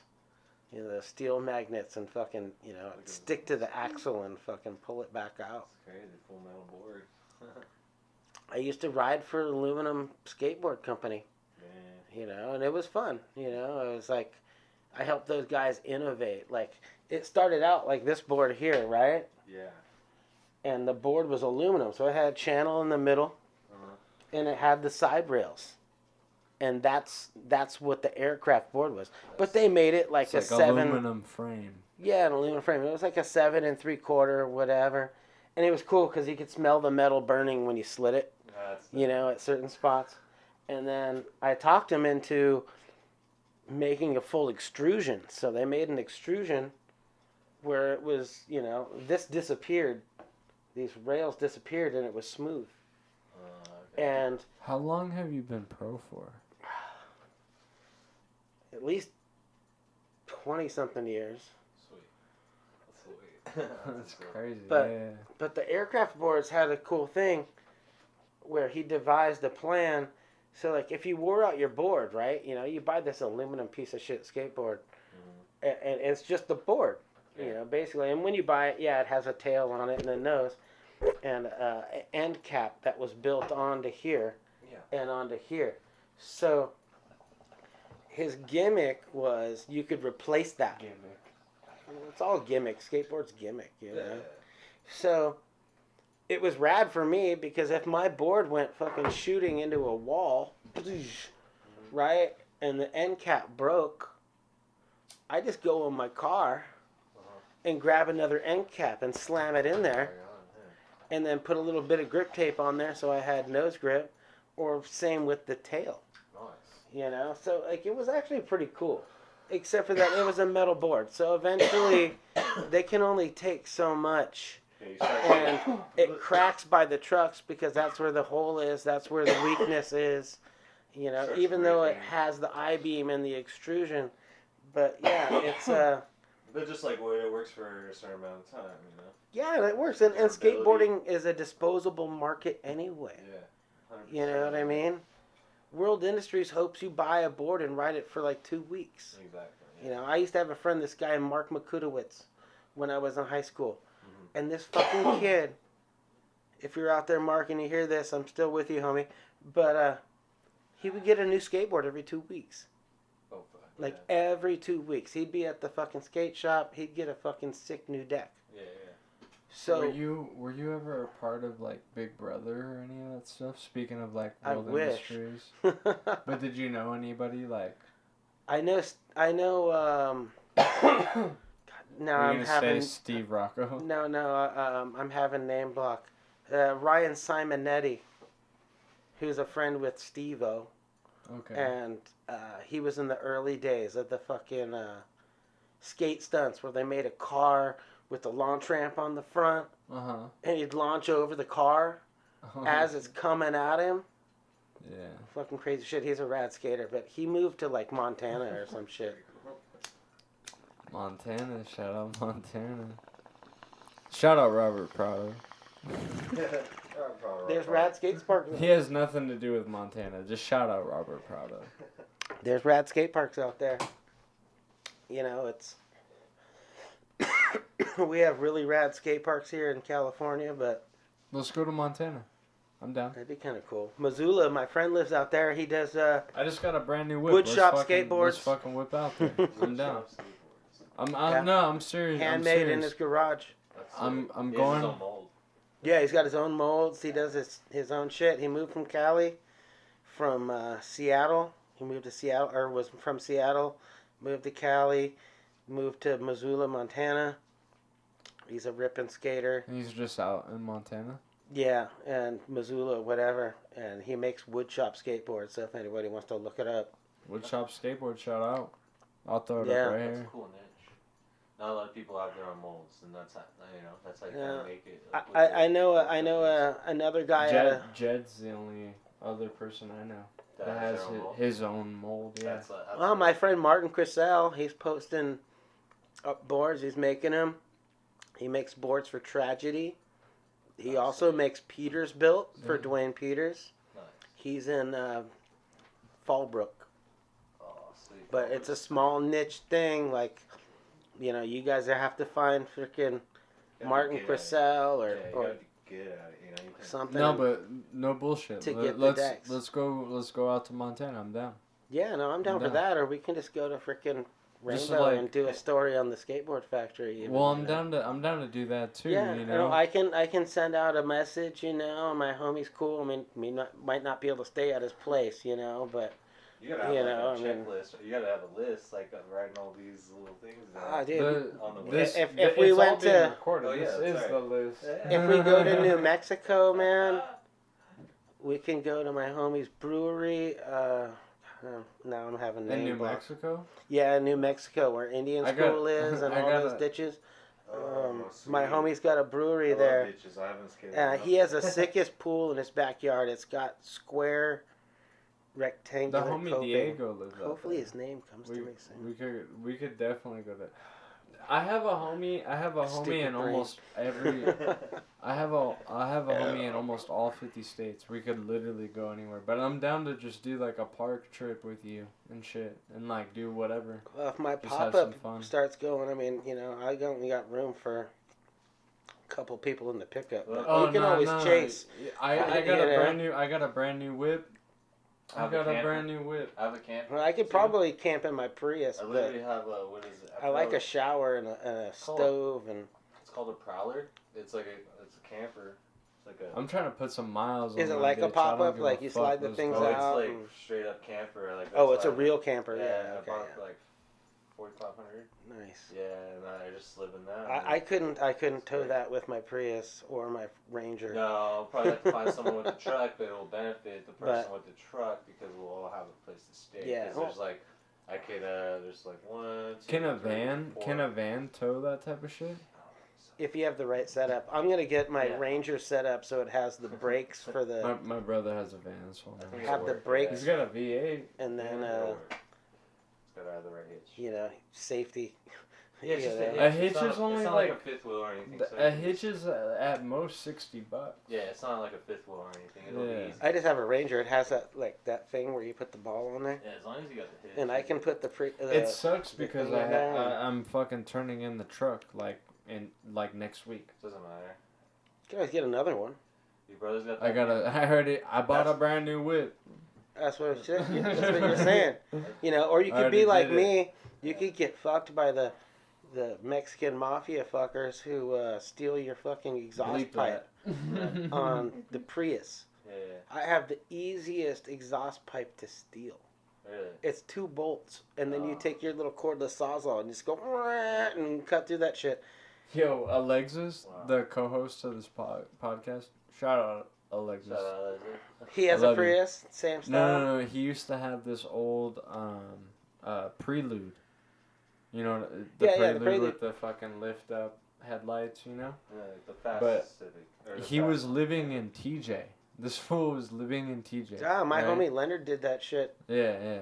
So his It's his- cheaper. Someone in his family was living in TJ, and he was living with them, and then going to school at the San Diego Community College. Yeah, the what I forget what it's called, but the one that's in downtown. Oh, it's in Mexico. No, it's in downtown Oh, San Diego. like SDSU. No, No? it's the community college. Palomar? No, Palomar's that's near San us. Marcos. Sort of. San Marcos. It's Valley Center. It's the one that like they skate in the 0 videos, like the 10 to the 12. I know, I've been there. San Diego. I've probably seen it. I've watched San so Dimas many. is north of here. No, It's not you're even talking in way San too far, dude. Diego. We're talking Mexico almost. We're like San Ysidro or something like that, maybe. No, it's downtown San Diego. Fuck. Well, City College.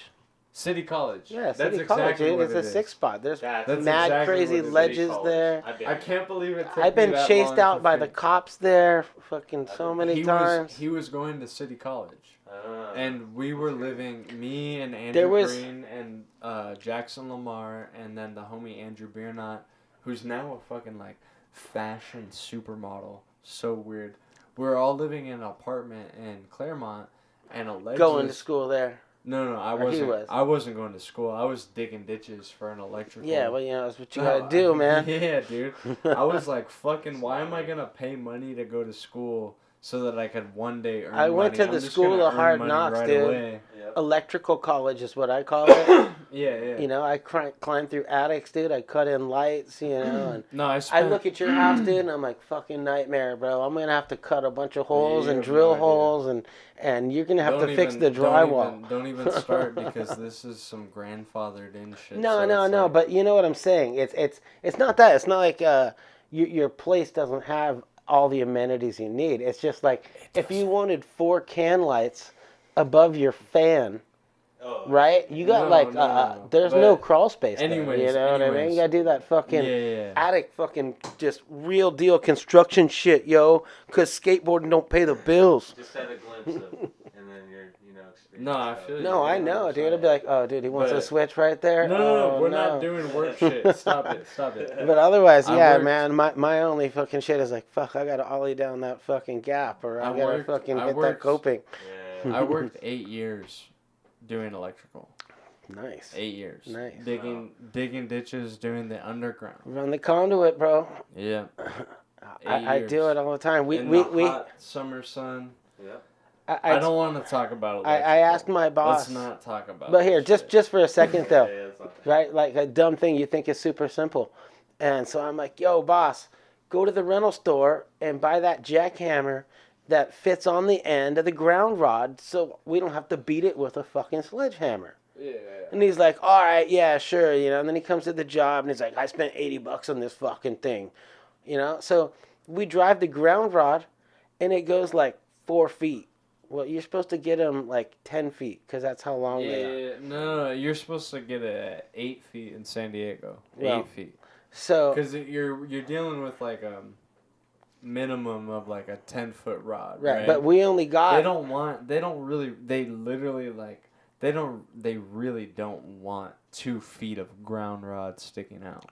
right. know what I But mean? so They don't want we that only shit. got it like 3 to 4 feet minimum. in, Yeah. and so we moved to another spot, Fuck it, dude. You know what you do? and we tried it, and Nah. it didn't work again. Yeah. Fuck no, exactly, It wasn't because working, no, No. there's the bedrock. Yeah. You have to, can't.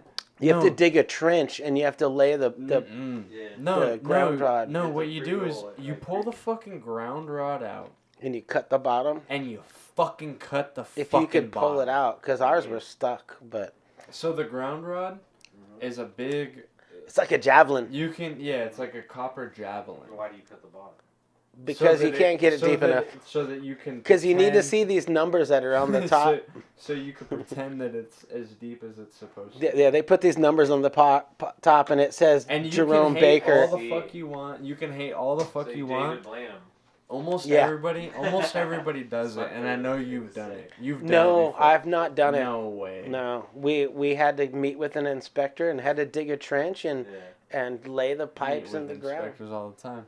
Yeah. I used to. All right, so for like, all right, It's just so- like skateboarding, like like when you put the coping out, like for 8 years, what's I the did. the reveal you need? You know what I mean? Some people don't like it that much. Like my buddy's bowl, the trash bowl, the coping doesn't stick out that much. Yeah. He made it for his kids. He made it for him. Yeah. And he's got the piano key coping. It sticks out good. It's like pool coping, but he made it so that it was more kid friendly. It's like practical for them. To learn. And Right. the same thing for my friend in Fallbrook. The Well, ramp it's he like- made for him to roll in on. It's like mellow coping.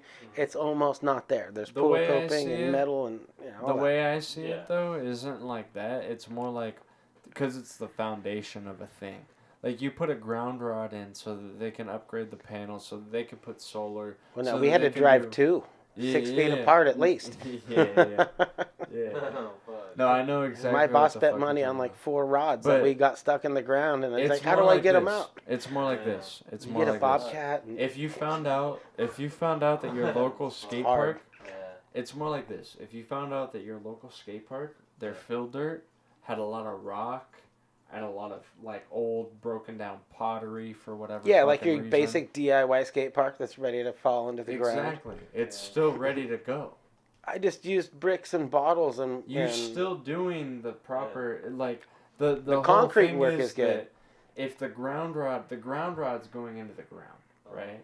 And the reason why you can't put it down any further is because of bedrock and because Yeah. of all Rocks in this the way. You're shit. trying to drive something through. Yeah, something yeah. When there's something. So You're if you smashing cut with it- a sledgehammer and it's not going, and then you got the If tool. you and cut you're it, like, the This problem rock is isn't this big, the it's problem like this is big, that it's the like a boulder. regulation it'll bend. Yeah. the regulation Bend your metal, yeah. the Well, problem it'll bend is the rod, yeah. It's the problem crazy That's shit. masonry, I dug a lot. the problem is that the It's not regulation drilling in the cinder block though. the regulation is like the human diet, right? Every human biome is different. So every little fucking spot that you're going to be doing is different.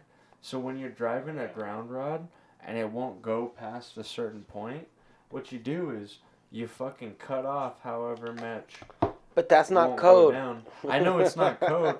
I know it's not code, but it's like the problem with code is that code doesn't accommodate to each course not. individual Why would- situation. Just like what I'm saying with the human Another diet. another dumb Like, off topic. I could tell you you go ground vegan. a plastic box. I could tell you go vegan. No reason to ground a plastic box. It's a plastic box. Yeah. There's a metal thing on there, and they want you to put the ground around it Yeah. to ground the plastic box. It's a plastic box. It's non-conductive. Yeah. So Yeah. there's no point. Yeah. It's like And there's so no when you're reason. trying to redundant thing to do. when you're It's trying like to not pound efficient. when you're trying to pound into bedrock, Yeah. most of that is limestone, which is also non-conductive. Yeah. I've So- had experience with that. So the whole That's why you have to have do to take- multiple but- rods. You have No, to but do that's the bigger no. It's hole than it's non-conductive. like- That's the whole point I'm trying to make. So if you cut off that excess rod and still drive it down so that it's not sticking up so much, right? It's still going It's into. still grounding. Yeah, It'll ground. Yeah. It's still gonna fucking ground. we should do a video. The I wanted to do code- some. The code. On Alright, electrical. why the fuck are we talking about I don't this? know. It has This nothing to This do is with it. not what this podcast is about. We're stupid. I didn't want to talk about It's this okay. shit in See the this? first This place. is skateboarding. Maybe I should This is where it all started, right here. Because I was thinking about it. Well, no. I've done electrical for 8 years. I just want you. And And I've done it for like 20. Yeah. And But this is and why- crawl over through those 20 fiberglass. years, over those 20 years, has the code not changed 20 times? It's changed a bit, Yeah. but it's So not fucking- changed. I just but think it- this word. But this it time- doesn't. Fuck It them, doesn't dude. change that The much. fuck are you talking? Like, You know, no, but it changes. But the It does. skateboarding book is a change. You know that. The electrical Exactly. code from Yeah. 1970 to 1990 is so different. It's not even funny. Okay, well, how about this? Like that's what I'm saying. How about this with So skateboarding? it's like Yeah, so you can They'll- take this one they'll year, start off, accommodate- and then relate it to they'll skating accommodate now. eventually, but the problem is, especially here, like when I have property in Missouri, right? If I wanted to install some shit, literally, I don't even need a contractor's license out there in Yeah. that state. I didn't want to talk about No, it. that's I the could just fucking. that's the I homeowner don't, builder. you're right. You're right. It's the Anyways, homeowner build it. Hey, so have you ever... Hey, Jesse. Have you ever been to Skatopia? Unfortunately, no, but I do know Bruce. He's a super cool dude. I've skated with him a bunch. I actually skated with him at Kona Skate Park. I don't know what happened, how it brought In everybody. Hawaii? No. It's in Florida, Jacksonville. Kona's in Florida? I'm an idiot. It's the oldest. Still in Florida. Oldest. Did you know Kona was in Florida? Nope. I thought it was in Hawaii. Maybe for some Jacksonville reason. is in Florida. I used to live right next to there, Fort Walton Beach. It's the oldest The homie- privately owned skateboard park The homie Josh in told me- America. the homie Josh was like, "Oh, Martin Lindsay Ramos Robertson owns it is and from runs Florida." it. No, he's not. Fuck you. Lucy like- Roberson's from Florida? Yeah, he's from Miami. Oh, nice. Martin Ramos runs Kona Park. He looks pretty southern. I don't know if his mom is still there, but he used to run this international longboard contest. Nice. People came from Brazil, England, all this shit to skate the park. Sweet. And it was actually kind of like the most retarded contest because it wasn't, well, it wasn't like, I skated in Castle, back in the day, California Amateur Skate Park League. Yeah, I remember the castle. Nigel skated in it. Yeah, you go to a skate park and, you're there to do your shit. You're there to do your run. Yeah. And then they go, and they're like, all right, riders meeting. So, first part of the skate park is going to be in the freestyle area. And you're just going to have to flow. If you do kickflips, we don't fucking care. They wanted to see your, style of, I wanted to see your understanding of skateboard I see, how flow. comfortable you are with it. Yeah. And they're going to judge you like that. Yeah. That's interesting. And it was pretty trippy because it's like, So they're more like kung fu about it or something. yeah, right? and Something it like was that. nothing Sounds like it. nothing like any skate park contest I had ever been in. And then they go, okay, well, next section of the skate park is going to be the Kona Bowl. Mm-hmm. So you skate the Kona Bowl, Yeah. and that was a little bit more. You could rip it, Yeah, You now could let's do see- tricks. Now let's see what you guys can do. Yeah, and there's this tombstone there that's 6 feet tall.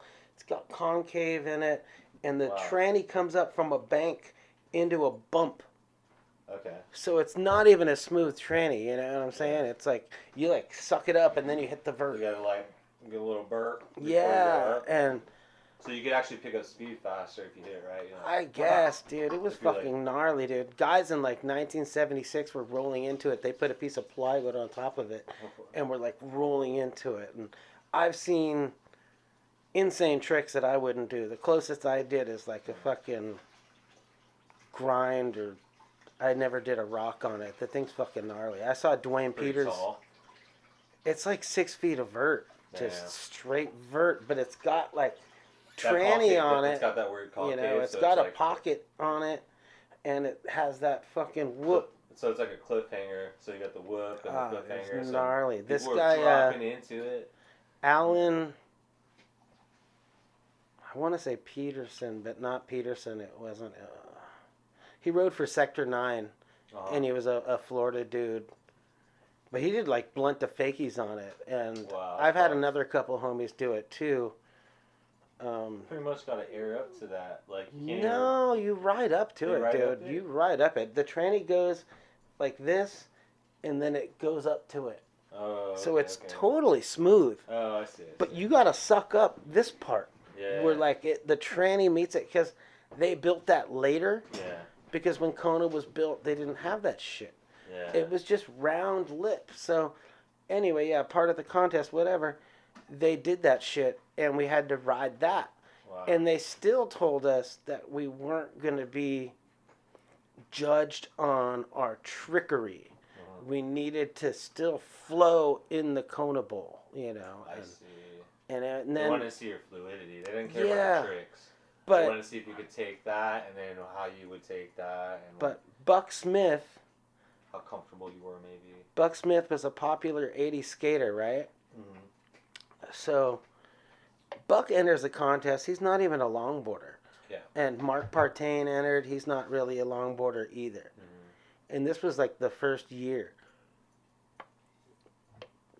And we're all skating, whatever, you know. We do like, it was a grueling contest, dude. It was like 2 days. Because we did the freestyle. How long did the Beer? freestyle last? That was like Well, everything, you know, you got like a 2-minute run or 1 minute run. Around and then Yeah, and then you went to Bowl. you went to the Kona Bowl, and you're in fucking Florida, dude. Yeah. You think it was hot today? It's not that Florida's hot. It's so and wet humid. outside. Yeah, dude, you're fucking dying. Outside because I lived there, and in elementary school, I would be on my number, and I would be I couldn't see because sweat was just coming in my eye because it was so sweaty. Really quick. All right, so I'm not gonna lie. When I was out in Florida, because I went with Alexiz in October last year, right? And I was sweaty as fuck, like walking around like all sweaty and. Dude, they put ice in your beer. Like you get a pitcher of beer, they put this frozen thing in your beer, because it's so fucking hot. You need another one? Yeah, there's just so much water. There's one last. It's so moist out there. It's so. So that's the one that I might take. It can rain. Remember? It's so warm you could just chill outside and just ride your bike. But do you remember? Do you remember how I would walk? Like how I would walk like bent over and really stiff and slow. Yeah. When I was in Florida, the whole time you were smooth. Yeah. Because of the humidity, it helped my inflammation in my muscles. I did It helped me so much. I'm not even kidding, bro. It helped me so much. That's why the old people go there. It's the retirement capital of the world. You're right. So you don't dry out like right away. It helped me so much. But you go outside and you're like, holy shit. Alexis and I legit considered moving to Florida. Yeah.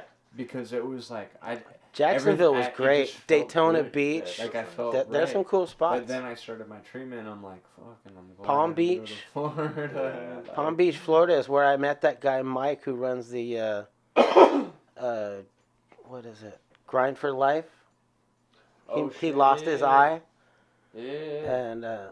And we went to the skate park. We drove from Jacksonville to West Palm Beach. It's like a fucking 6-hour drive. Yeah. It was fucking crazy. And the dude who drove us, this dude named Lep, and he ran Can I ask you something? Truck Stop Magazine. Why did they call him Lep? I don't know. But he was super cool. Was he fast Was he fast like a leopard? No, dude, I don't know. They just Maybe called him. He had leprosy. They called him Lep, and Lep picked us up at like 5:45 in the morning, something like that shit. Yeah. In Jacksonville, and he drank Old Milwaukee the whole time there. Wow. And back. Wow. He was like, we pulled in some like shitty gas station spot because in Florida and those places, like I complained to those guys, like, you know, I mean, I like drinking some Miller Lite, you know. Yeah. It's a good American beer, but there's sometimes you want to drink the fucking the good, you know, IPA. Could I trade you? Yes, Could I trade you? Sure, whatever. I don't care. Do you have a Cash App? What? Do you have Cash App? No, I'm not worried about that. I got one of those Venmos or something. But anyway, I'm gonna send you. You know, you can drink a good beer. I can drink this shit all day long and go to the skate park. I went to fucking Turdside, and I went to fucking Oh, you go to Turdside? I went to Turdside, yesterday, right? So I go to Privateer. Yeah. And I get a flight. Yeah, it's a flight, dude. It's like a pussy set of beers, dude. It's like, you know, a little sip of this and a little sip of that. Yeah. And I don't know what was in those IPAs. Did I drink some kombucha thing and this and that? Did you turn it into IPA? I like to call it IPA warrior because when I drink IPAs, it makes me like a warrior. Like, no, dude. dude. Just like drunk, dude. I fucking got rolled on the curb trying to do a slappy. And IPAs give you that I'm down to fade type of drunk. Yeah, no, it has an extra buzz to it, you know. So that's why I drink these shitty beers because.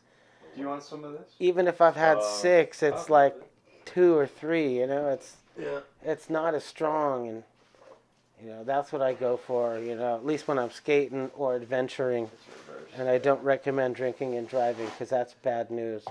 Yeah. So First I you gotta definitely won't leave until I'm if you sober. drink, you gotta skate and you gotta sweat for at least 2 hours straight. Well, you know the weird And thing hydrate. for me is this. Okay, since I've been skateboarding so long, Yeah. and you know, depending on the crew you're with, you know, I mean, I know Baker's freaking kind of just sold out, unfortunately, you know, which is cool. Andrew Reynolds support people not getting wasted instead of supporting people getting wasted. But I feel like a lot of that has to do with people making bad choices in their personal lives. I mean, I'm not trying to be a hater. It's very unfortunate. I grew up looking up to this man. oh, dude, we love those And- Baker videos, But dude. TK just went to fucking. Just went to prison, Damn. and you know, Such a fucking. he was disappointment, dude. fucking up though. You know, You he know? punked somebody, and they knocked him down, and But the problem is that I feel bad like decision. this isn't Yeah, real. yeah. This isn't real. I don't know any of these people. This is just my opinion, my assumption. So like, whatever. But like, I feel like Andrew Reynolds has a big heart. No, he's a big heart. And- He's a good and dad. He sees the good in people, and he looks away at the bad, and sometimes because of that, you enable people to still be this certain type of person. You know what I'm saying? Because a lot of people that come from the Baker Boys distribution, a lot of them have crazy allegations, have been to prison, are in and out of prison, and it's very unfortunate. But the thing is that like when you give somebody The a world. huge amount of Well, money you get the world. and they don't really know any better, that's what happens.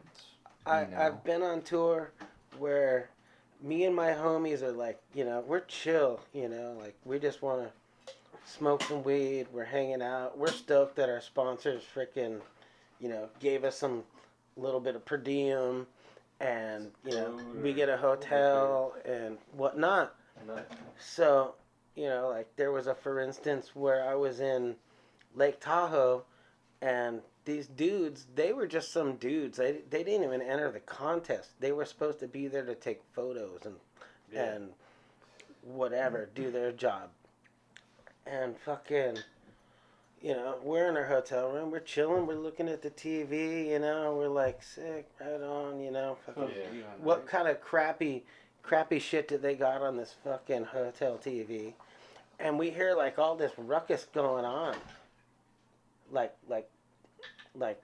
shit was like breaking. And it was. All of a sudden they were trying to do like fucking bonelesses and shit onto the fucking dresser and off the bed to the dresser and all this shit. And they destroyed the dresser. It was done. Yeah, it was one And they're like, come banging on the door, and they're like, Jesse, Brad, what do we do? We fucked this shit up. You know, and it was like, They just got too carried away. dude, it was fucking, yeah, they got carried away. So I was like, I don't know, man. I just take this shit and move it down the block by the dumpster over there, not in the hotel parking lot, and just get rid of it. Yeah. But the OG Dave Hackett, he was there, and he was running the Osiris crew. Like they were supposed to be like getting shots of him and whatever team riders or whatever, right? He comes in the hotel room and he's like, "What the fuck?" Because the shit was just fucking destroyed, and it was like, "Yeah, man, we didn't have nothing to do with that, man. It wasn't us." And you know, the only thing I did say was like, "You could fucking maybe take it to, What did somewhere and what get did he rid do? of How it. did he handle that right when he came in? Oh, dude, he was pissed. Like I said, he was like, "What the fuck?" How And reacted. then he had to pay for that shit on Osiris's dime. You know, Yeah, it's yeah, like, he was in charge. yeah, you know, and he's like, "What the fuck are you guys doing?" You know, like, you guys are fucking up here. You know, I got you this room. You know, all this shit, dude. It was fucking nuts. It was a nutty weekend, though. This guy, Choppy Omega, he's like this OG Burnside guy. And he stayed in one of the rooms at the lodge. This place was called the Strawberry Lodge. You might be able to look it up. Yeah, I've heard It was a of that really place. sick pool. And it had like kind of funky trannies that went like that. It's kind of like the blue tile pool. Yeah. Like it wasn't meant to skate type shit. Almost. No, definitely. But Yeah. they had, you know, whatever. They had hosted like multiple skate contests. So the one year I went there, Choppy was there, and you know, whatever, my buddy Roger and my other buddy Brad, and you know, we're ripping the pool, and you know, we weren't able to get a room. You know what I mean? It's a small hotel. Right? So, you know, we got a room down the street where the dudes broke the fucking dresser, you know? But we heard all kinds of fucking crazy shit going on, and that's why there's no more Strawberry Lodge sessions. And I don't know if they destroyed the pool because I haven't done my research. But Choppy was throwing up all over the fucking hotel rooms, and these dudes stole a skateboard picture out of the hotel in the bar. So, like, there was a photo of some old school skater, and, you know, these guys stole that shit, and, you know, they were like, what the fuck, man? We let you guys come here, you know, you have a contest, and then you steal our shit? You know, so it's kind of understandable. And then aside from Choppy throwing up probably all over the hotel rooms, you know, but he's actually a really rad skater if you look up Choppy Omega. I think he was sponsored... can't remember who he was sponsored by, but Choppy rips. He just knows how to party. Hell yeah, that's fucking tight. Have you ever been to the Ramona Ramp? Yeah, it's pretty gnarly. It's made of steel. This one? The Ramona Rumble ramp, the vert ramp. Oh, let's pull it up. It's got a car on top of it and shit. Yeah, that thing's gnarly. My homie Noah lives there. There's a cool mini ramp behind it. Oh, really? I like the mini ramp because I'm How a does it feel to skate the steel? dude. It's fast. How does it feel to skate Dude, the steel? the- Never felt that. It's like, the original Escondido. Yeah, I was just about to say the old. Well, it Escondido wasn't the part- original. It was the second all one. king. The It old was made one. of steel. It was all steel. In the summertime, if you fucking fell, Street course was straight, like the vert ramp too. not painted. Okay, Yeah, so just- it was just just It's steel. like burned. just Yeah. steel. It's like an oven. Yeah. And if you touch that shit, With you'd the get ground you'd of, get like, Bobby burned. Bonds. And the Oh yeah, so cheesy. Yeah. Cheese grater style. it had a spine ramp that was painted white, which was pretty rad. My friend But Twister it was actually steel built the too, part. right? It was steel, yeah. The vert ramp was steel. The cheesy little mini ramp that was like 2 feet tall was steel. Hey, I have a question. Right. It's crazy. Do you know a guy named Jeremiah who also builds ramps or used to build ramps back in the day? Not Jeremiah Risk. Maybe. I don't know. He's got the bowl in Palm Springs. No.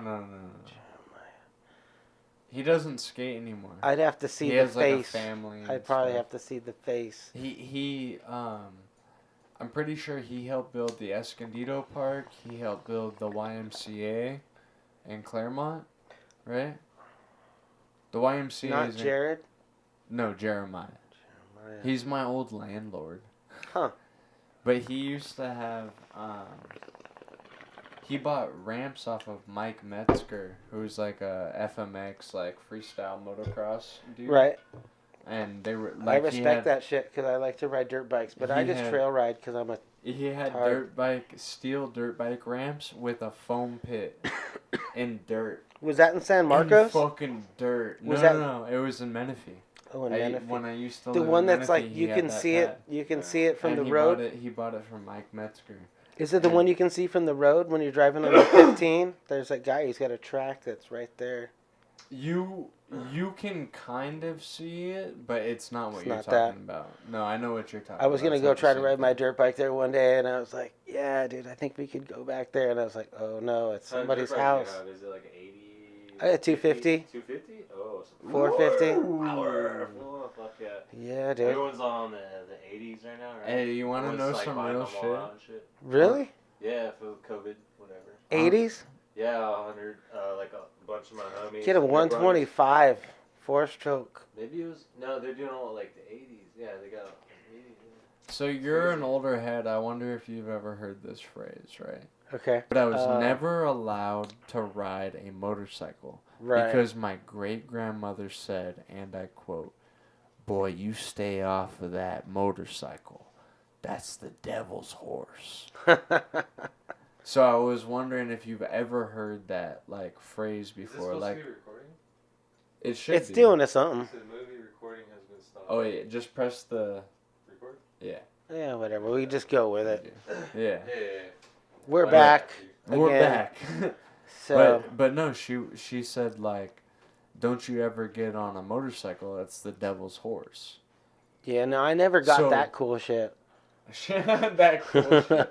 But it's so ingrained in me that I developed a fear of motorcycles.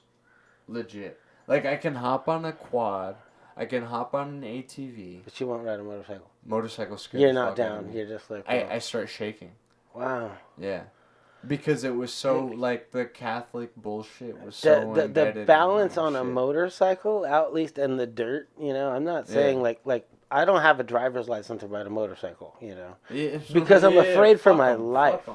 I'm afraid for my life. Yeah. I'm protected But inside. fuck code enforcement. Fuck all that. But shit. I'm protected inside my vehicle, you know, Yeah. like, you know, the car is like a good bumper, and you know, a motorcycle isn't a bumper, and you might find It's a death yourself trap. sliding 120 feet, you know, Bruh, it's the devil's horse, homie. on it, you know. What but, the fuck? but when you're riding a dirt bike in the desert, it's way different. You know what I mean? Like, there's really cool spots where you can go to.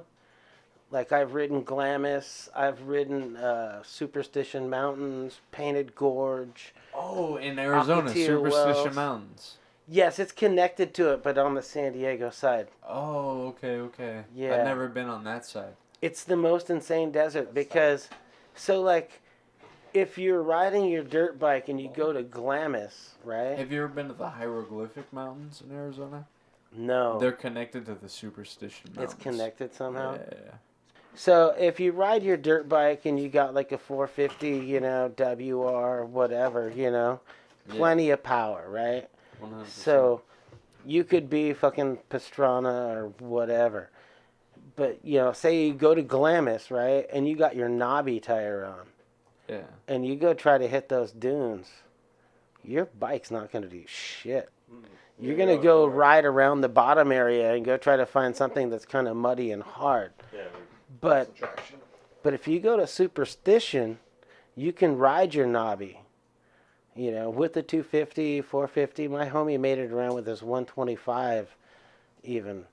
And you can totally hit it with the knobby, you know, like you have no problems. You don't need to change out your tires, you know, you can do that shit. And then you can go to the backside where it's like Pebble Mountain, where you're just like going through rocks and fucking just climbing, you know, through junk. Blasting through it all. But the cool thing is like, I actually haven't been riding all that long on the bikes. But I bought a 50 from this homie, and he had it all hyped up already with the suspension and all that. I think he might have changed the carb on it and made it a little bit, you know, not quite a 50.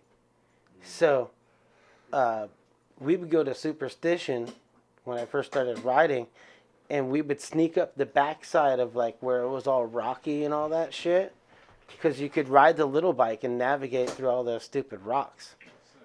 And then you would sneak your way up to the top. There was like these, I'm sure they're still there, some kind of like towers, probably radio towers or some shit. But you'd find yourself with a 50 fucking on top of the dunes. And the people were like, dude, how did you get up here? You know? But people told me that when I went to Nude Bowl in my Prius. They're like, you got that thing all the way up there? Yeah, you can have all the tools and not know how to build a wall. On the topic of motocross, Sure, I like that. we have some homies, right? I like to do illegal riding. Not really. That's all parody. Let's call it riding. Yeah, we just ride. There's a place We're like just riders. down No, the road, and don't- there's no, like no, actual stop. street names and stuff. Mm-hmm. It's crazy. It's a place on the earth. Yes. Yes, just like my friend's ramp. It's in Ecuador or a couple of Yeah. miles away. Yeah, that's where we That's ride. a- That's where we ride. Check this out. This is the homie Corey Blanchett. Whoa, dude, he's going fucking, Vietnam. Dude, it's crazy. He's an awesome That's skater, just too. fucking insane. Yeah. I don't do that.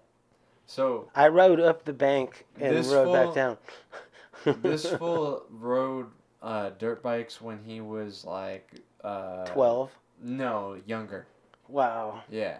Like his dad used to take him on the Harley, him and his little brother Kyle.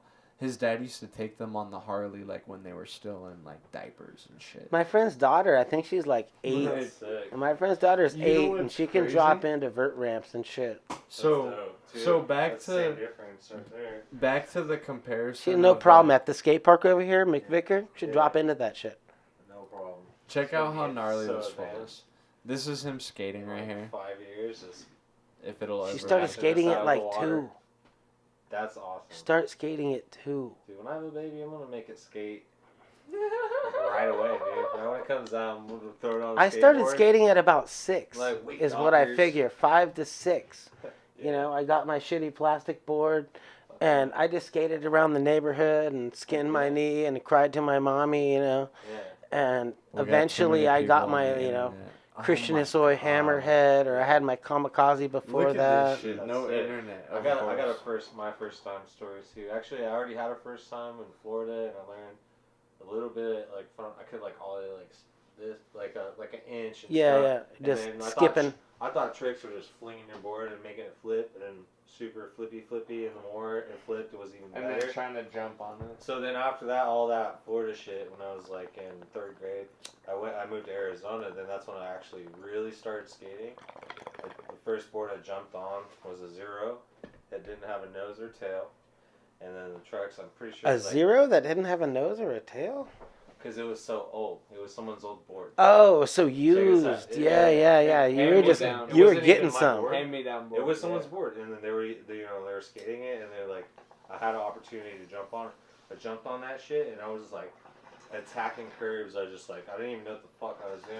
And I'm like, but I'd try to get on and slide, and I'd just be sliding every which way and just like falling, and then I just attack, you know. But before that, I was watching Brink, and I was like, I was always rollerblading, so I was like really good at jumping and shit. And I took. I tried rollerblading once, and my friends made fun of me. I was and- just down for anything. And I only did it for like a week. Yeah. But because I wasn't really actually into it anyway, it was For like me, it my was- friend like was a hockey player or whatever, Yeah. and he had So them. I did a lot of that when I was in You Florida. know, I I rode a scooter back in the day. They had scooters that were made out of like metal with And like the air tires. tires Yeah, and yeah. all I that rode shit. I that mean, too. I rode scooters, you know. I mean, Florida was like my training course. but it for, wasn't like these razor kids, that's Yeah. for sure. When I was Fuck. in Florida, I rode bikes. Hella, it wasn't like I wasn't this or that. I was just like I rode bikes. Or I did anything. You I skated, you could. rode Anything I could, bikes, you just did 'cause I was a whatever. wild kid. We'd go out and fucking catch like the most poisonous snakes, like water. Or you might go moccasins. boogie boarding, or if your homie Boogie had a boarding, surfboard, body you might, surfing. you know. Whatever I could get my hands on, I Oh, would yeah. just like figure. I wanted to figure it. You all weren't that pro, shit that's out. for sure, but you Yeah. were just having fun. Yeah, I was. I Yeah, wanted. I and love figuring That's it out. that's the roots of skateboarding anyway. You know, it's like Yeah. a lot of people are stuck on what they can or can't do. Yeah. You know, I mean, It's obviously, all about learning about yourself. And I don't- pushing that. I don't recommend street ollies down 15 stairs No. unless you like learn how to fucking do it. Yeah. But like riding transition and carving, and I think is you most know, important. if you Very find important some, foundation of the whole building blocks. Right? well, you might find some ditch somewhere. Yeah. You know, like in the back of some dude's house somehow. Like, Yeah. you know, they built some shit. Yeah. And you're back there and it's all good. No one cares, like. Arizona was great for that. It's like, Right, they got these ditches that just run for miles. And I had this ditch, and it wasn't the greatest one, but it was enough to where I could just like roll down, and I kind of tried to like how to like. It was super hard to pump and stuff, and I didn't even know what that even meant. Yeah, because you were still new. I was still kind of new, and then people were like trying to explain it to me. Bend your knees. Long to figure out how to pump. Really? Very, very long time. Because I told you I was very a horizontal skater, street, and then right. I had to force myself to learn how to like skate transition. Yeah. When I grew up watching like. I was a slasher. I couldn't get on I couldn't transition on top and sit on the coping. I finally figured out to tell myself it's just a ledge. It's just a ledge. You already know. You just have to like. I would be so scared to get on top of any kind of quarter pipe because I didn't understand it like that. And I finally like figured out a way to tell myself. So mentally, when I was there, I was already physically there. I had all that strategy. Like, sure. Yeah. The balance. The strategy wasn't there in my mind. And so I finally like put that together, and now it's like I was like, oh, I'm skating transition all the time now because why? Because it makes everything so much easier. The crazy apartment complex I grew up in. Yeah. Had a snake run sidewalk. Uh-huh. It was like a S, just a sidewalk. There's no banks. It wasn't like super dope. Yeah, but you gotta do that. Right? But you had to make it down the shit. You know what I mean? Right? We called it the S hill. You gotta steer. And you gotta learn how to steer, right? Yeah. That's what it is. And at the bottom, there was this shitty little bank that went into this ditch. Yeah. And so it was like a 2-foot bank. So it was the part of like the little. Well, yeah, we'd go down to the bottom and then you could hit it. You start like evolving into like all that. Yeah, and then you were learning. Otherwise we bombed hills. Like, I think the one street might still sort of be there. It's a hill bomb where you can go like this and there's curb cuts. Mm-hmm. And you can just snap ollie, like over all the curb cuts. Yeah. But I'm not sure if it's... That's the best. That's how you figure out how to really like get the board to come with you. Like the little light ollies. You don't have to bone it out. Yeah. That's the first step, right? You get that strong, and then you can bone it out. But there was like, some of them were longer, some of them were shorter. Yeah, so there was times when we would like set up like, there was a good one. It was at the bottom of the apartments just before my elementary school, and it had a bigger bump where we could stack up, just go in the fucking trash. Yeah. And just start stacking shit to ollie over, Oh, yeah. Kickflip, whatever. That was like one of my favorite things to do. But yeah, we just be like, there's got to be something in here. Just fucking digging the trash and cardboard box. Someone got our new refrigerator. Yeah. Building stuff, just like anything you can to skate. But those were actually something new, like something challenging or. That was probably like 89. Like when I moved to Carlsbad. I actually skated with Chris Croy when he was like in middle school, and those schools love refrigerators, finding refrigerators and building ramps up to them. They love that. Hell yeah! Is that grind? Yeah. Slide grind. Slide and grind, dude. They're like, let's go find a fridge.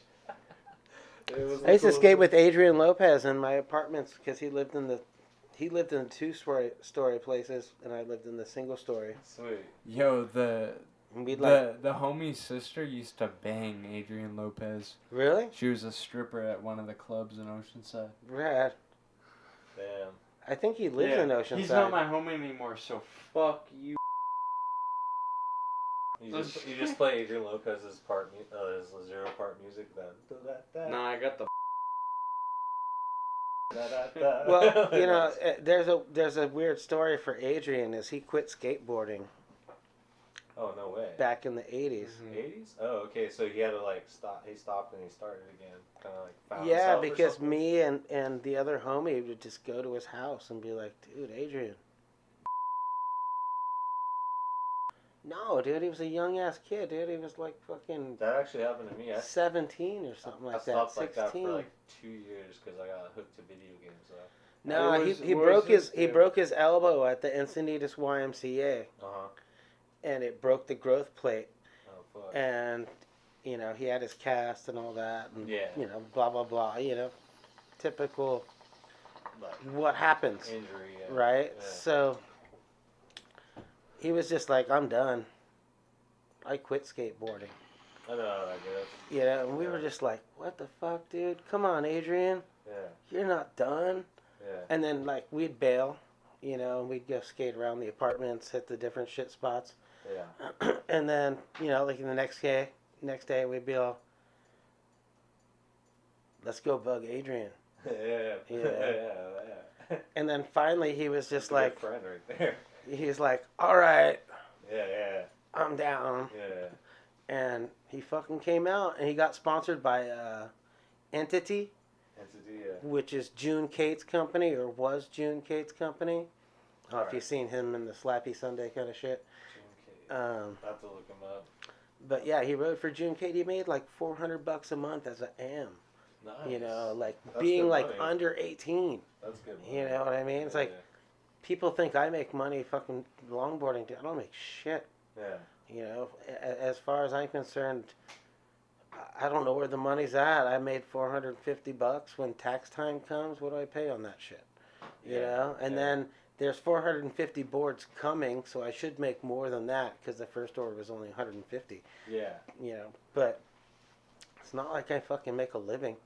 Yeah. You know what I mean? I'm fucking doing electrical. I'm thinking about, hey, how can I put these lights in here? Because I'm a fucking, you know, idiot. Yeah, which comes to a good point is like you always have to, besides like your one mastery that you do, you always have to have some way to like fund it. Well, right? you know, because there's only so many Niges out there. There's only so many P-Rods, you know, Yeah, you and still love the game, right? of course, For sure, you know, yeah. but it's just like, you know, the reality is if kids are thinking that there's super grandeur in We're skateboarding. underground. We are the underground. Yeah, we're it's pretty just much not underground. really there. You just Yeah. do it to do it because you can do it. Yeah, you don't want And, to sit there and ask you know, yourself, why am I doing this? I mean, I wish I could Might front be side fun. invert. Yeah. You know, it'd be a really sick one to learn, but Yeah. I'm getting older. That's one I really want to learn too. I ride for Gravity, which is ran by Dave Andrecht. He's the face of Gravity. Nice. He's not the owner, but he's the face. And I can't do an Andrecht. An Andrecht is a backside air, right? Yeah. With the grab, With right? With the backside grab and your hand planted front hand. Uh-huh. So it's basically just a backside air Yeah. with your hand planted, but it's not fucking easy, It's not. you know. You And gotta have that like kind of strength to like pull yourself yeah, up it's and set yourself back in. you know, and then you know, like Grosso claims, you know, if you're gonna do an invert, you better fucking hang out up there, you know, Yeah, like chill. Like you act like you got mad balance. This is the only time you can do the lunch break. Yeah. You know what I mean? Because if you Yeah, do a 'cause lunch that's break what- on a 50-50, people Yeah, are like, that's come what I- on. But if you do a lunch break on an invert and you're Yeah. just fucking hanging out up there, Yeah. you can fucking You can have, chill up there. You can set it down very nicely. You You want to can- get good at chilling up yeah. there. Yeah. That Wanna that get a couple that lunches up strength, the balance of getting into that spot and then just Yeah. being okay, And yeah, then you lay out the whole blanket. here I for the come, picnic to or you start. slap your tail, you know, and you Yeah. freaking come that's in. The best. That's the best. But that's when you know. That's when it's you know. it's not the easiest shit to do, It's not. you know. It's But I bet when you do it, it feels tits. oh for man. sure, you know. It's like I used to do frigid airs, and like, you know, it was kind of gay. What's a Frigidaire? So it's a 'Cause I'm like- front side air, front side grab, kick your front foot off and back. Off and like back this way. Yeah, like So it's almost like a tuck move. no, like well, I guess it could be technique. But usually you grab the nose, right? Yeah. So your front side air, Yeah. and then you kick your foot off like that Oh, okay. in the air, I see. and then you come in. Yeah. So like you're kicking your back foot off, and you know, I don't know. It's stupid and easy, really. I mean, if It's you like get a fun used to one. it. It's like it looks like a fun one because you can whip it. It looks like you can whip it really My good. my 'cause you get friend awesome. used to do it insane. Yeah. He could do it on like a board that was like 22 inches. I like to do this one. It's those like little. You do the nose grab, and then you set one foot down, and then you let the back blast up, and you jump up with it. Right. And then so I love doing that. I'm like try to blast that out as much as I can, like time to jump. Like, And really then good. go for the smack, or you go all the way smack in. This is the. You go all the way. This is the bonus. When I smack the tail, I don't go all the way, but when I smack the tail down, I do the latest flip and the quickest you ever seen. And I just like I call it the gambler's flip because I just like roll the dice. You figure a flip in there I somehow. finger flip it. When I throw it down, it pretty much last second flips really quickly into the tail. And then I'm not gonna lie. Yeah. You know, I mean, And I try to like keep going. Dwayne is the fucking man. He always pulls all the way in. Yeah. There's not I much, gotta learn how to do that. not much to tail, Yeah. but I don't feel like getting bodied, as they call it nowadays. Yeah. So I'm a baby stepper. I go for the safety Yeah. and pull it to tail, pull it to disaster. You know what I mean? pulled it to And nose then one ride before. in. I pulled the finger flip the nose one. Whoa. Yeah. What is that? Some spicy pickles or something crazy? It's just the juice. There's no more pickles. The left. juice is But- good. Yeah, exactly. You but- like it, a juice, huh? Yeah. It's good for the stomach. Yeah. Yeah, it is. I have. We save it at Crohn's. my house. Nice. It's like I eat kimchi. I got fucking jars of kimchi. I don't know There's if you this like place kimchi. in Escondido, and they make fresh kimchi. It's next to this place called Alibaba's, Nice. and it's like this Chinese market or you some do shit. so much of that. You can make soup. You can like fry it and put it in a burrito. Never made kimchi soup. That sounds pretty good. Yeah, you take kimchi, a little bit of water. You throw some red chili paste, some garlic, fucking. You throw some tofu if you want, and then any Damn, kind we of got a meat. cooking channel right now. Yeah, any This kind of was meat. half Korean. Yeah. You know, Keon Kim's half Korean too. Keon Kim, huh? Who's that? You don't know Keon Kim? I'm a newbie, bro. So he used Is to this ride. gay? He used to ride for Sorry. Assault. Yeah, salt. Oh, So, Ace. That's that Ace new used to ride company. for Assault. Yeah, he rode for Assault. So he rode for Assault back in the late 80s, like 88, 89, something like that. Nice. And I met him like in like 90 or something like that at the Escondido Park. Yeah, yeah. And he was always ripping with us. We had a gnarly crew at Escondido Park. Like Bet. it was like, dude, it was like a gang, but we weren't a gang, you know. But we were the Daggers. Nice. You know, I have extra footage in the movie Thrashing. If you can find the movie Thrashing and you can find the extras, Yeah, I'll look it up. I'm in the video. Not like Nice. I was actual Dagger, but Yeah. I'm friends with Dave and those guys. But Sweet. we used to spray paint daggers on our boards. I have a dagger painted on my board right now, but it's not the official dagger. It's my dagger, whatever I just made. But Sad, though. we would all like, I don't know, there was like 6, 8, I don't know. It was like a good crew of homies. And we're going to Escondido Park, you know. We all had to pay our money to be there and this and that. Yeah. And we'd be It's like, always been like that, right? yeah, yeah. So, So Okay to play? we would just like go attack. Yeah. Yeah. You get in there know, and be like we're like, okay, dude, guys, let's go to fucking the street side. Uh-huh. And we'd all just fucking attack it, blast, blast, blast, you know, hitting all these obstacles. Yeah. And then we would be like, all right, let's do a snake run. Yeah. And we'd get all the homies and be like, all right, was it front side, back side, did the pocket over here, this and that. That's You know, all these transfers. what about? Hey, I got a You like question. choreograph everything. Dude, kinda it was like gnarly, how you dude. synchronize. If there was a good videographer, it would have been insane. That's There was a distinctive moment in the history of the Escondido skate park Right? where inline started to like. The take bladers hold. would follow us. Yeah. Because okay. they didn't have any comp on us. They were like, all right, we have to stop or we have to join them. So they would actually join in. So then we would have, you know, our 8 to 10 homies Yeah. plus like 6 rollerbladers transferring and fucking doing the shit. But they would be doing gnar shit. Yeah, they'd be jumping the same shit we were doing, you know. We were just, you know, we were just doing snake runs. It wasn't like extreme, you know. But then there was the times, you know, like, you know, somebody might try to launch from here to there, you know, like, you know, there's always that. But Heck yeah. You know, There's we always that, but- didn't disrespect the rollerbladers. They were cool. You know, they didn't actually wax the coping too much back then. I don't know. They had like aluminum copers, and the By guys. the time I had come into the scene, I went to a summer camp at the Escondido At the skate park? Whoa. Yeah, that's crazy. And That's Is that the rad. wooden ramp park? no, it Metal. was all steel. Oh, it was the Steel. metal one. Yeah, it was Okay, all steel. Hard steel. I see. Like burn and the It sessions was the one didn't I talked start. about The sessions didn't start Till like after until 12. like 11. Yeah, I'm gonna say Right. 11, 12. And earlier. so 11 in a day? so they would Oh, do shit. like an attendance kind of thing. The and steel then, was like, warmed up. Oh, fuck. They would have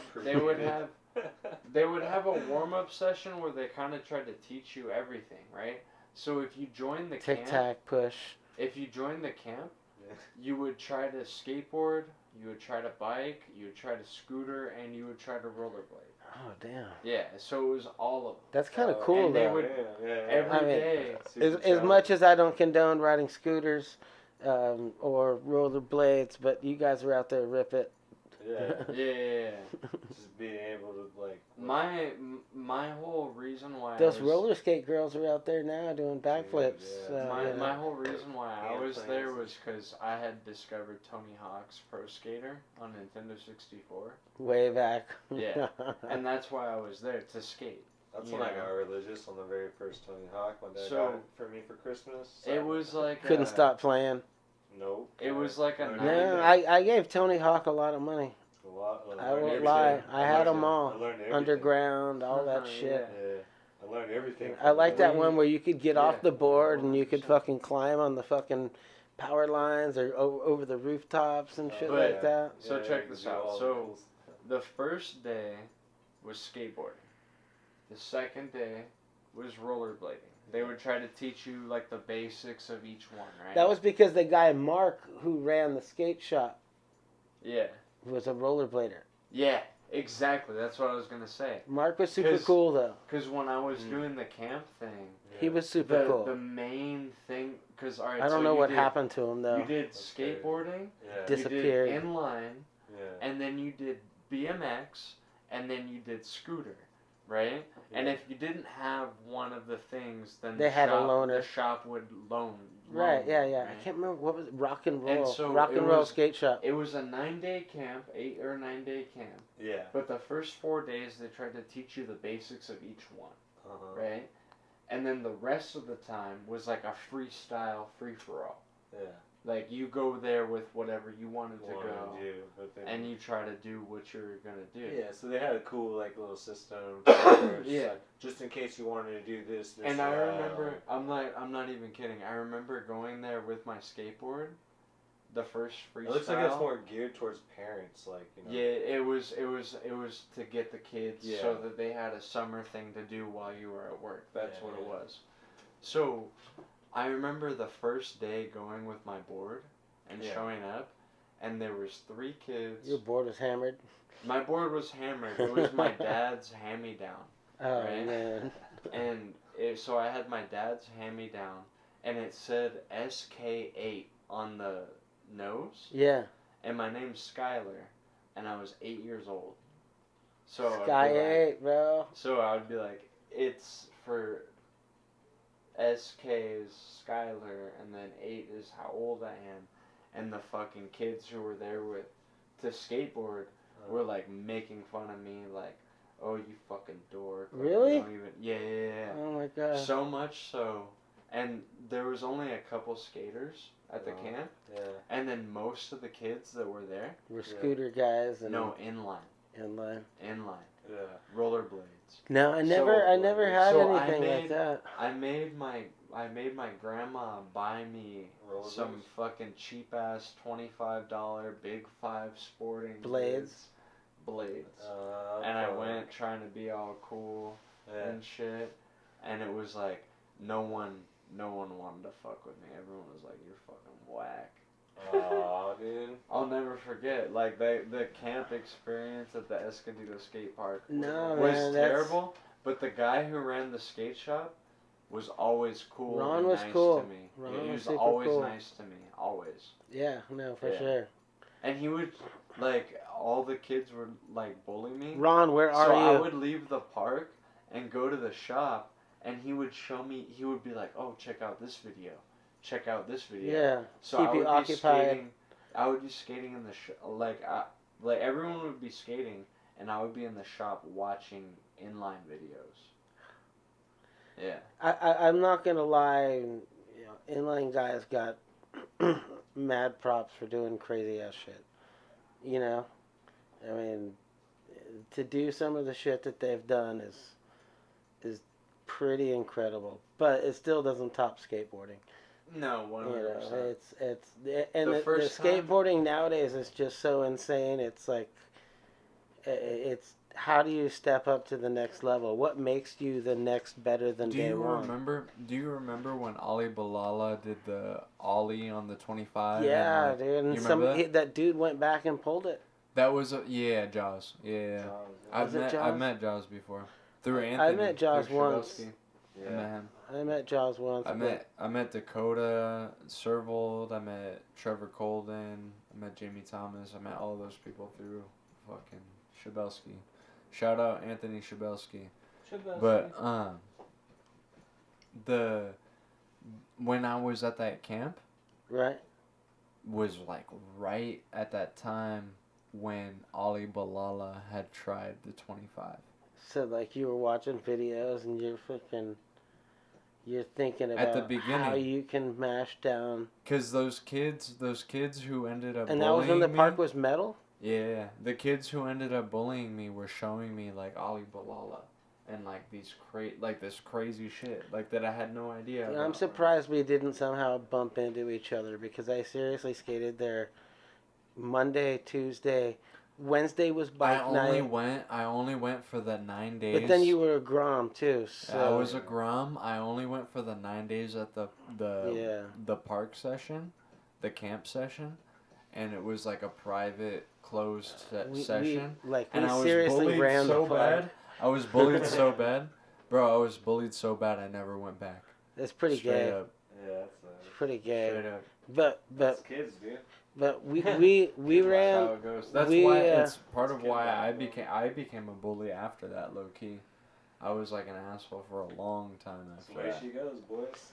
No, yeah, that's the way she goes. The way she goes. But no, like seriously though, back I don't know, it was probably like at least 2 years, maybe 3. I'm not sure how long it was that we wasted our money fucking being part of Escondido Skate Park. Yeah. It's a different kind of institution. At least That was they- on the shirt. At least it's somewhere to skate though. That was the sacrifice, right? But Did you ever go and skate at the DMV in Escondido back in the day? I used to skate the DMV, and I could tell you a crazy story about that from my homie. He told me he was in the DMV gang. I didn't know that it was actually a gang. Yeah, like, yeah, Escondido's a think it's crazy dope. fucking town, bro. yeah. Well, we pushed It's the button. Yeah, please. I think it's off. Escondido's one of the first towns where I ever had a gun pulled on me. You know, it's like I think I had to change the battery. because I didn't Oh, it's all good. Just shut it off. even We'll grow close it up out in soon. Escondido. I grew up in Rancho Penasquitos, in the Poway area. You know, the only reason why the PQ Park is there because me and Dan Rogers and all the homies, you know, we'd go to Poway. meetings. You're from like Poway? Rancho Sort of, but Penasquitos? Penasquito's different. It's some weird ass shit. Before we close out, Yeah, just so like we can all like chill and whatever, you know. we're gonna end it Yeah. and send it. I just wanted to ask you. You've been a lot of places, you know. What's your favorite place that you've been to go skateboard, and why? You know, it's a really shitty place in Jacksonville, Florida, at Kona. Oh, the Kona. Yeah, you know, I could skate there probably like every day, dude. The street course, the vert ramp, probably not much the vert ramp, but snake run, the J run, the freestyle bowl, all that shit's just, it's just amazing and just stupid and old, just lumps and bumps, but it's kind of like what you would imagine, you know. Otherwise, the only place I want to live is here, and unfortunately, it's not very cheap. So, No, it's not. and you got to endure a little bit of heat, and you got to endure a little bit of cold. A little bit of poverty. But A little bit of survival. Yeah. but you can't get a better place to go skate. The skate parks are the best.